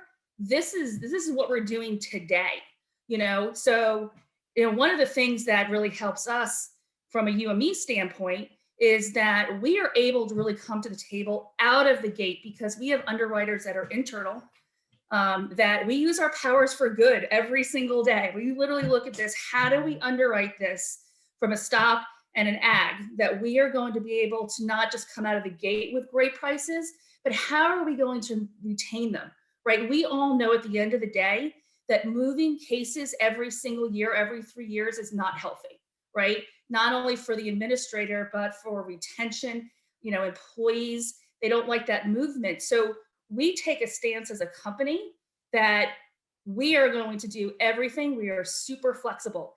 And, I'm saying all this because I'm slightly a newbie in this world, and I have my partners. We have our founder and co-founder, Amory Chapman, who's our founder, and Samantha Gallagher, who's our co-founder, and they are been in the industry for years, and they are super knowledgeable in, rates and claims and how we get into the nitty-gritty of things.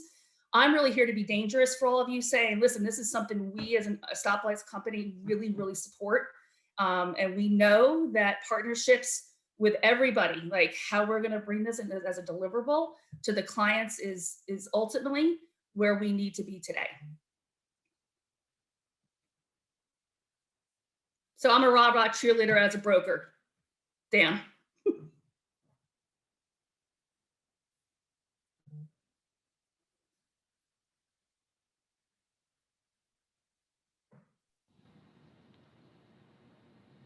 So I think that just kind of, because I know I didn't have that much time. So I'm not going to go into too many details, and we kind of could collect, some questions on the back end here, like the nitty gritty, but really we have seen an uptick.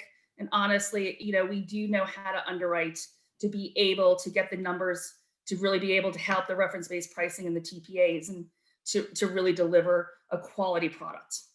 So we really appreciate, the time for being here today.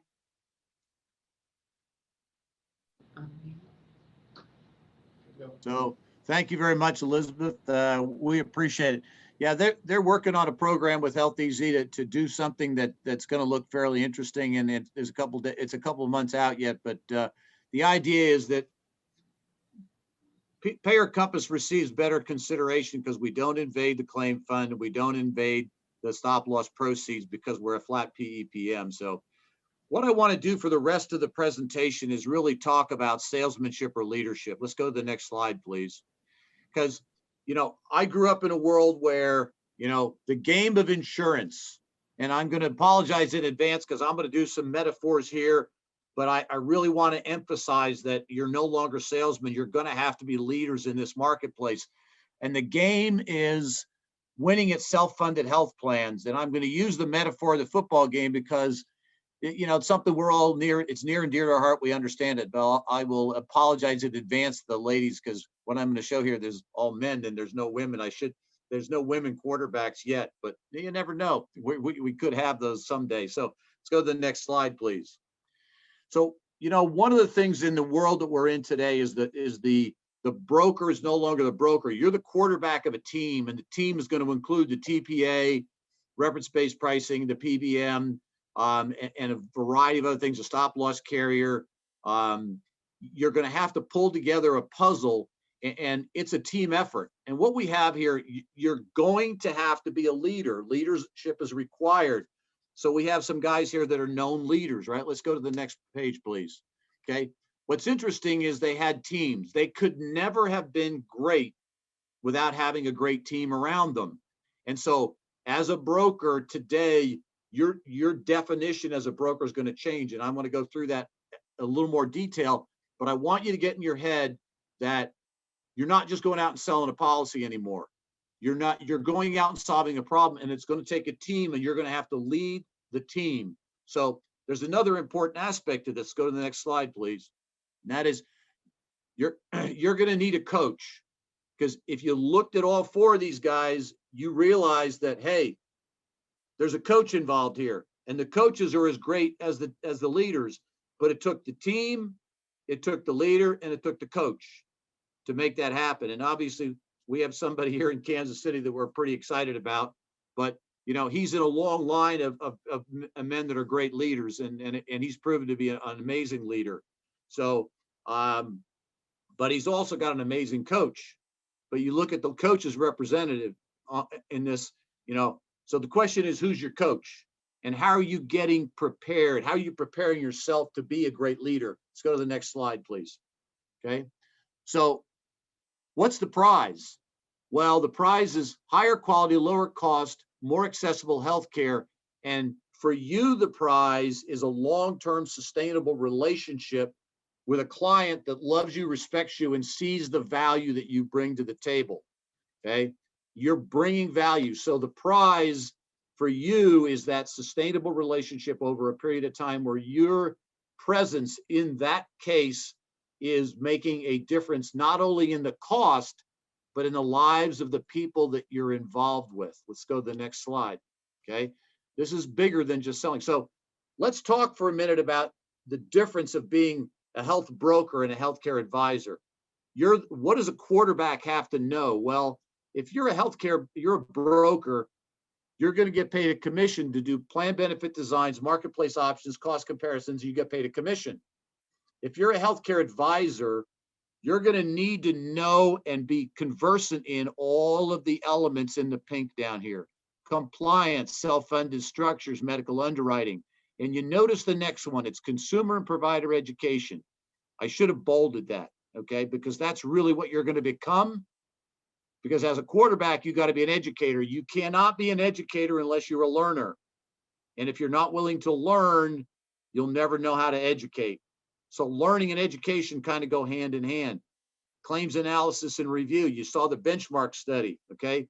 Reference-based pricing, direct primary care, PBMs, long-term strategic planning. All of those things fall into your purview. The other thing that's going to happen, your commission that you earn is probably not going to be enough to offset the challenge. What I'm discovering is employers don't have a problem with the fee for services arrangement. If you're bringing a value proposition that's greater than a broker, you probably can get paid more, and you probably should get paid more because you're working more. Okay, but that's another conversation for another day. Let's go to the next slide. So let's look at this: the difference between salesmanship and leadership. And I do this as a separate training session, and there's a whole course that goes with it. Salesmanship talks, leadership listens.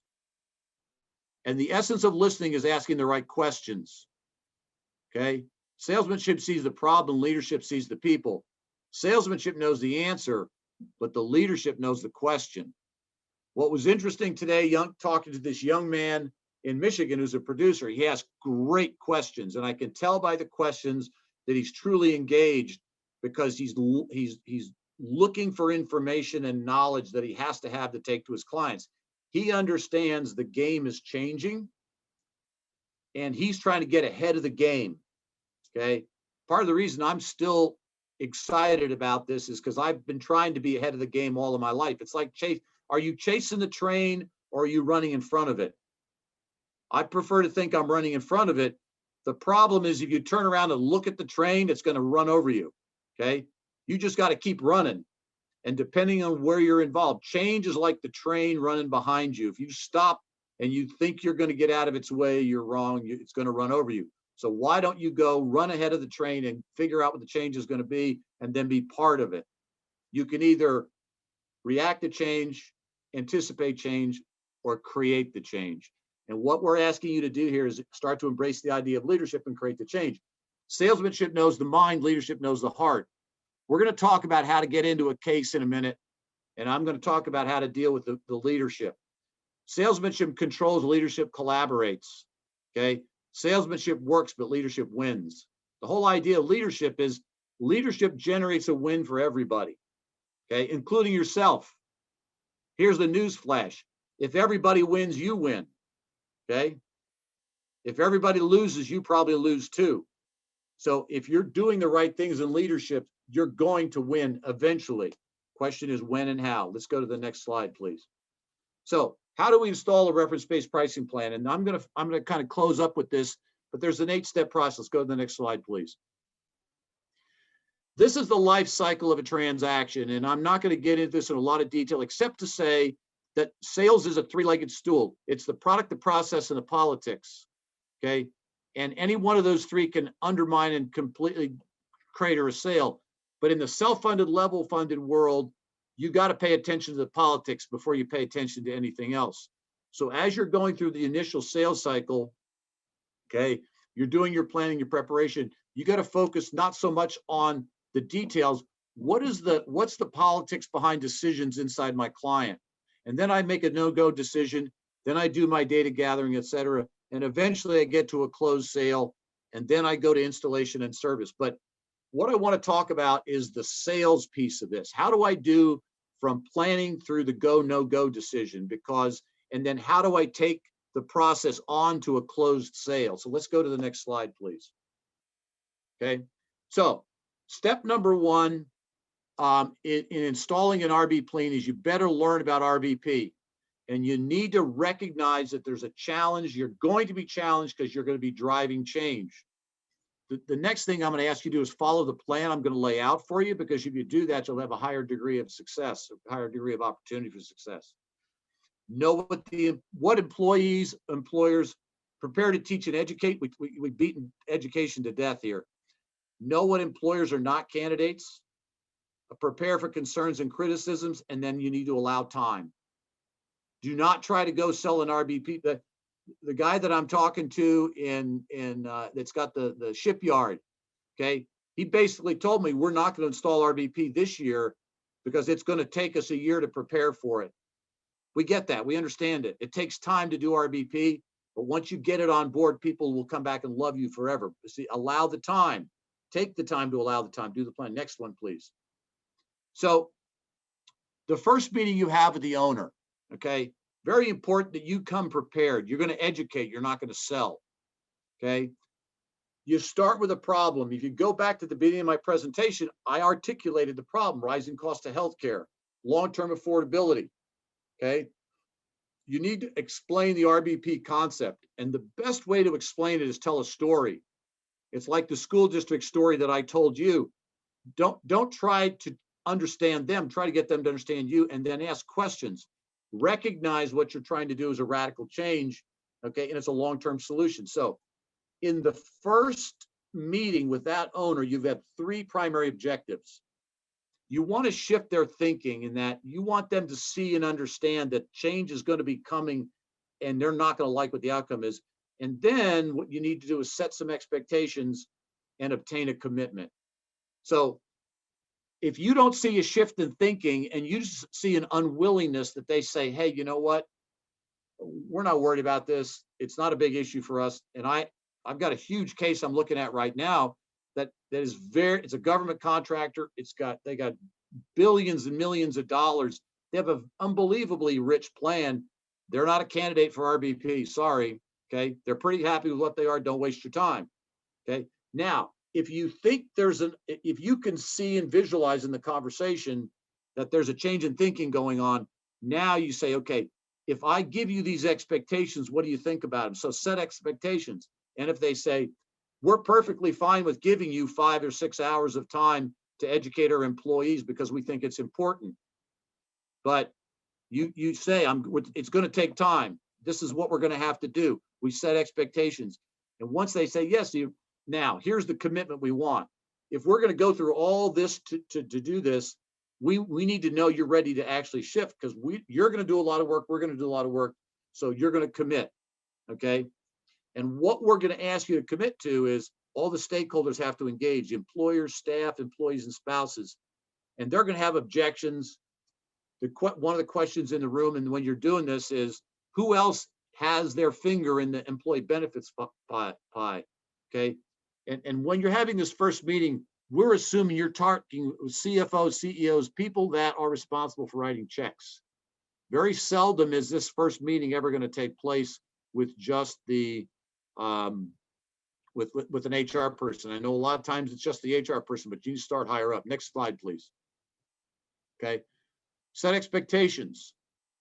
So let's talk dig a little deeper here. Communicate the concepts, process, and commitments clearly.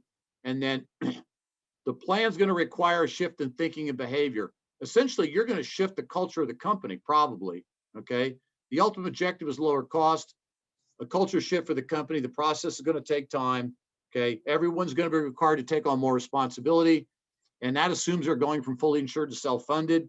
You know, the results are lower cost, better access, and better outcomes. Okay. And those are the expectations you need to set, and they need to buy off. Let's go to the next slide. Okay. Now, Mr. Employer, here's the commitments I need from you. Okay. I need the owner and the spouse or the decision makers who are at the top of the heap, and never underestimate the power of the owner's wife. Okay. That's a really important political distinction. Okay. The HR manager internal leadership, employees and employee spouses. You're going to have doubt and resistance.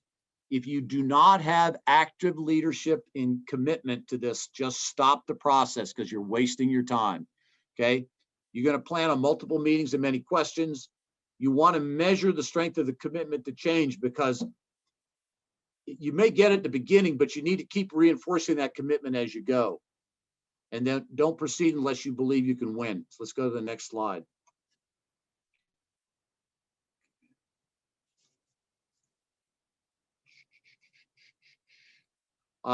Engagement.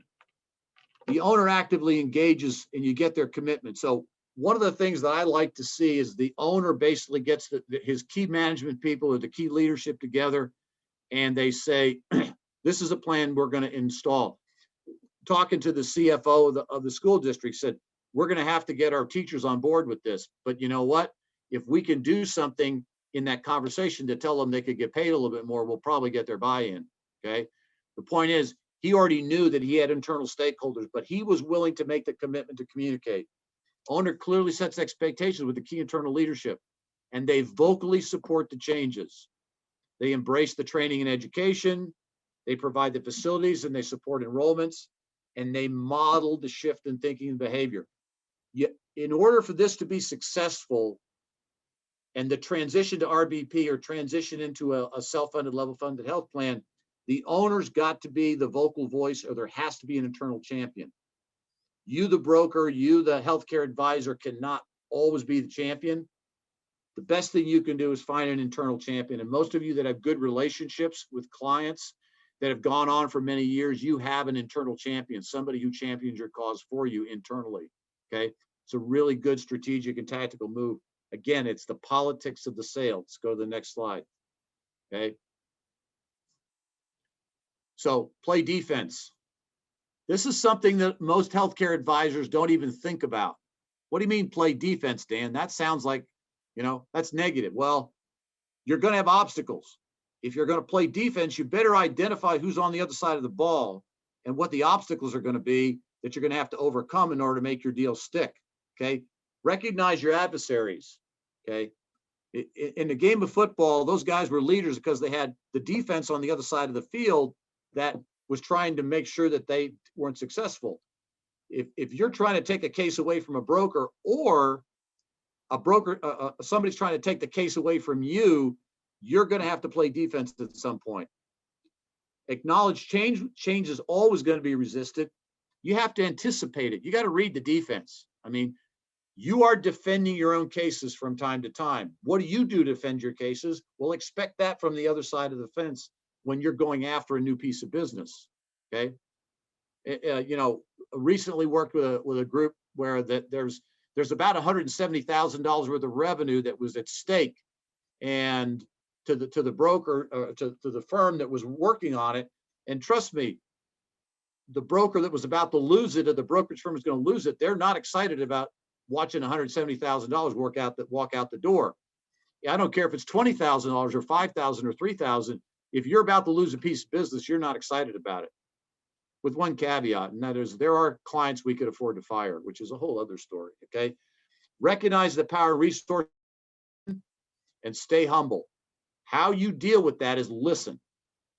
If you're going to be a good leader, you're always listening to what's going on the other side of the fence. What's the competition doing? How are they doing this? Why are they doing this? Tell you a real quick story. One of the most interesting conversations in the last 90 days has been with a very large agency that has 1 million lives. And they lost a case, and they came and started talking to us about reference-based pricing. You know why? They lost that case to reference-based pricing. 10,000 lives, $650,000 worth of revenue walked out the door. Why? Because their broker didn't even know what reference-based pricing was, or wasn't willing to talk about it. Okay. So pay attention, because your cases are at risk if you're not talking about this. Next, listen well. Let's go to the next slide. Time. Be realistic. Okay. This is not going to happen to the snap of a finger. You're looking at 6 to 24 months. Okay. To put a good RBP plan in place, you have to set the stage. You got to work through it. We are here to help you. Healthy Z is here to help you. Part of this in January is because you guys you men and women who are listening to me have cases that come up during the course of the year, but a lot of your business comes up either July or January. So we're planting seeds now that we hope to harvest in January, okay?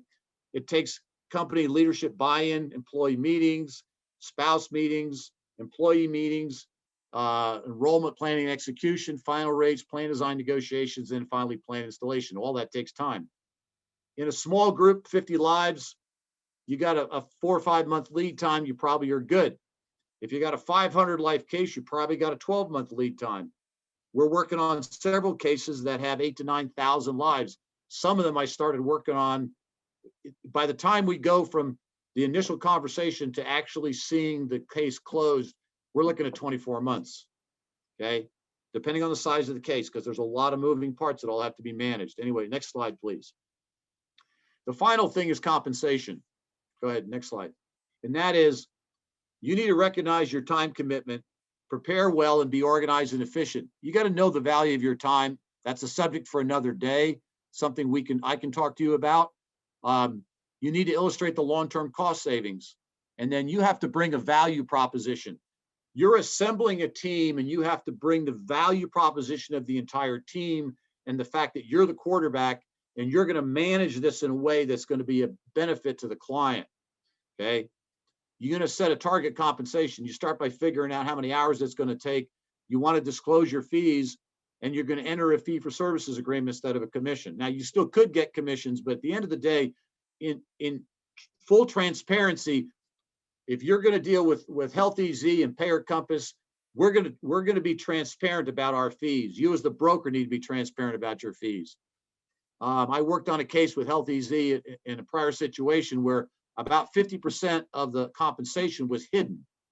And when we finally dug it all out and showed it to the client had no idea, because he thought we were actually going to charge more because what was disclosed. But the reality was that there was hidden fees inside of that program to the tune of $170,000 to $180,000. And he thought he was paying the broker $60,000.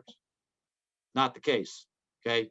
Full transparency, fee for services. This is what we're going to do. This is what we're going to charge, okay? Anyway, next slide, please. So what's the value proposition of a healthcare advisor? And I want to give it to you so you can look at this and think about it, okay?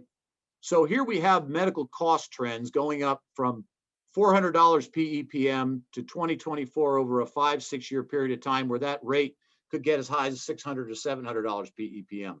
I think we all agree that that's the trajectory that healthcare costs have.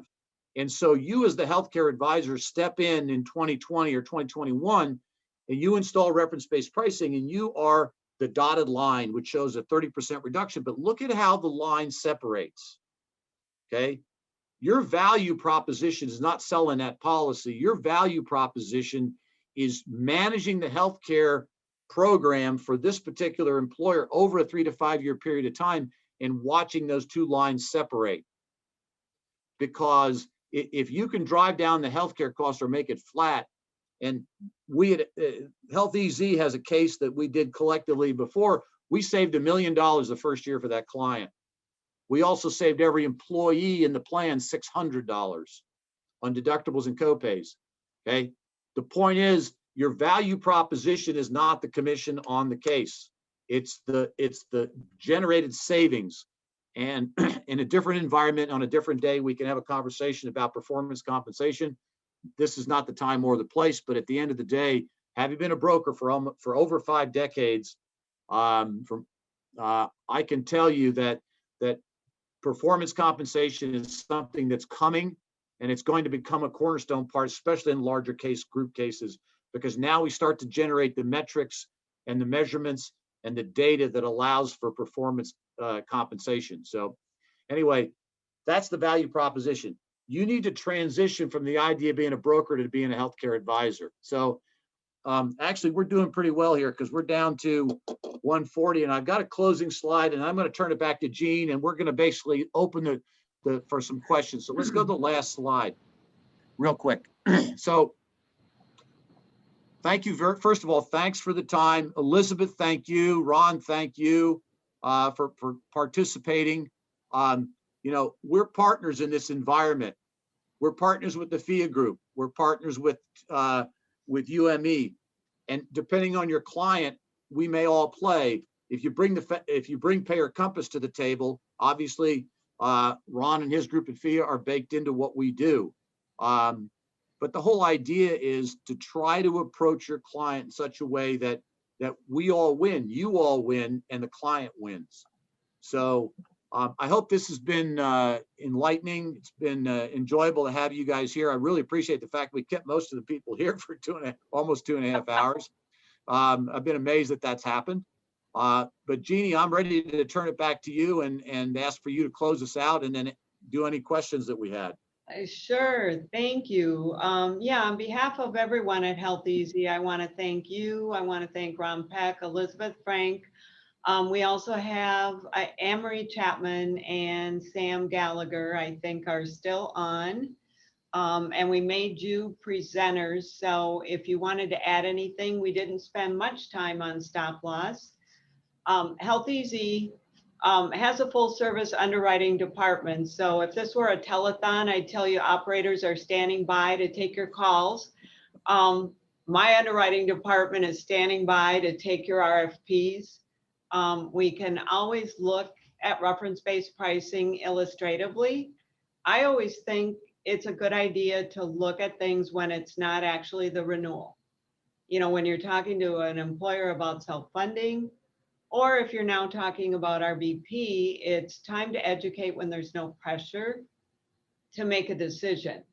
And so we're all happy to participate in that process and just look at things illustratively. And as Dan said, there's cases that, you know, they're just not a good fit, but at least you could say you spent a little time looking at it. It didn't cost you anything. And so we will be sending out a survey. We do welcome your feedback. We always want to learn and improve. I know this was a really long one at 2.5 hours. So, you know, feel free when you get that survey to say, hey, too much content for one session or what you want to learn more. And that's all I had to say. I don't know if Sam or Anne-Marie or Elizabeth want to say anything. I don't think we have any other questions. Well, if that's the case, we got done a little early, which is not a bad thing. That's a great thing. Yeah, as they say today, now I gave you back 15 minutes of your time. Yeah, that's great. Well, you know, it's been an honor and a pleasure. You know, we're here to help you in any way we can. Oh. And we look forward to your reviews. Since this is a first workshop we're doing, we'd like to get some feedback and understand what we could have done better. I already know I have a few things I would do a little differently, but we really value what you might have to say about this. And we look forward to working with you. Elizabeth and Ron, again, thank you very much for joining us. And thank you for letting me participate and be part of the Health Easy solution. We do have a few questions here. Okay, great.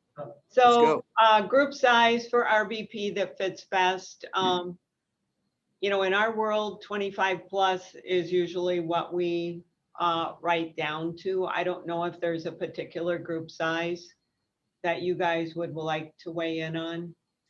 You know, in my prior life, we did RBP down to 2 lives. So it's a function of the TPA, and we can do reference-based pricing can be applied to any kind of a self-funded plan.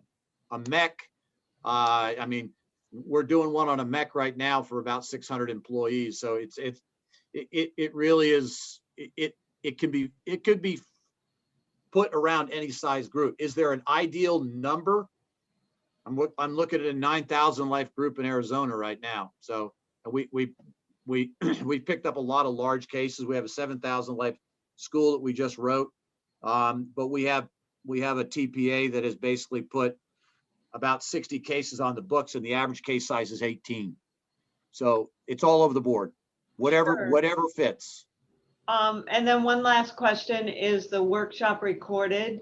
Yes, it is recorded. We'll edit it. I think it was running in the very beginning, but we will make that available to everyone. And we also did not get a chance to put up contact information. I will send that out with the thank yous. so that you have the contact information for Dan, for Elizabeth. Ron, do you want anyone bugging you with all your good stuff? You know, more is always better. All right. It's like hair. You can always cut it down, but you can't always grow it back. That's There a you good go. one. All right. Thank you very much. Have a great rest of your day and your week. Thank you very much, folks. Appreciate it. Bye-bye. Bye-bye.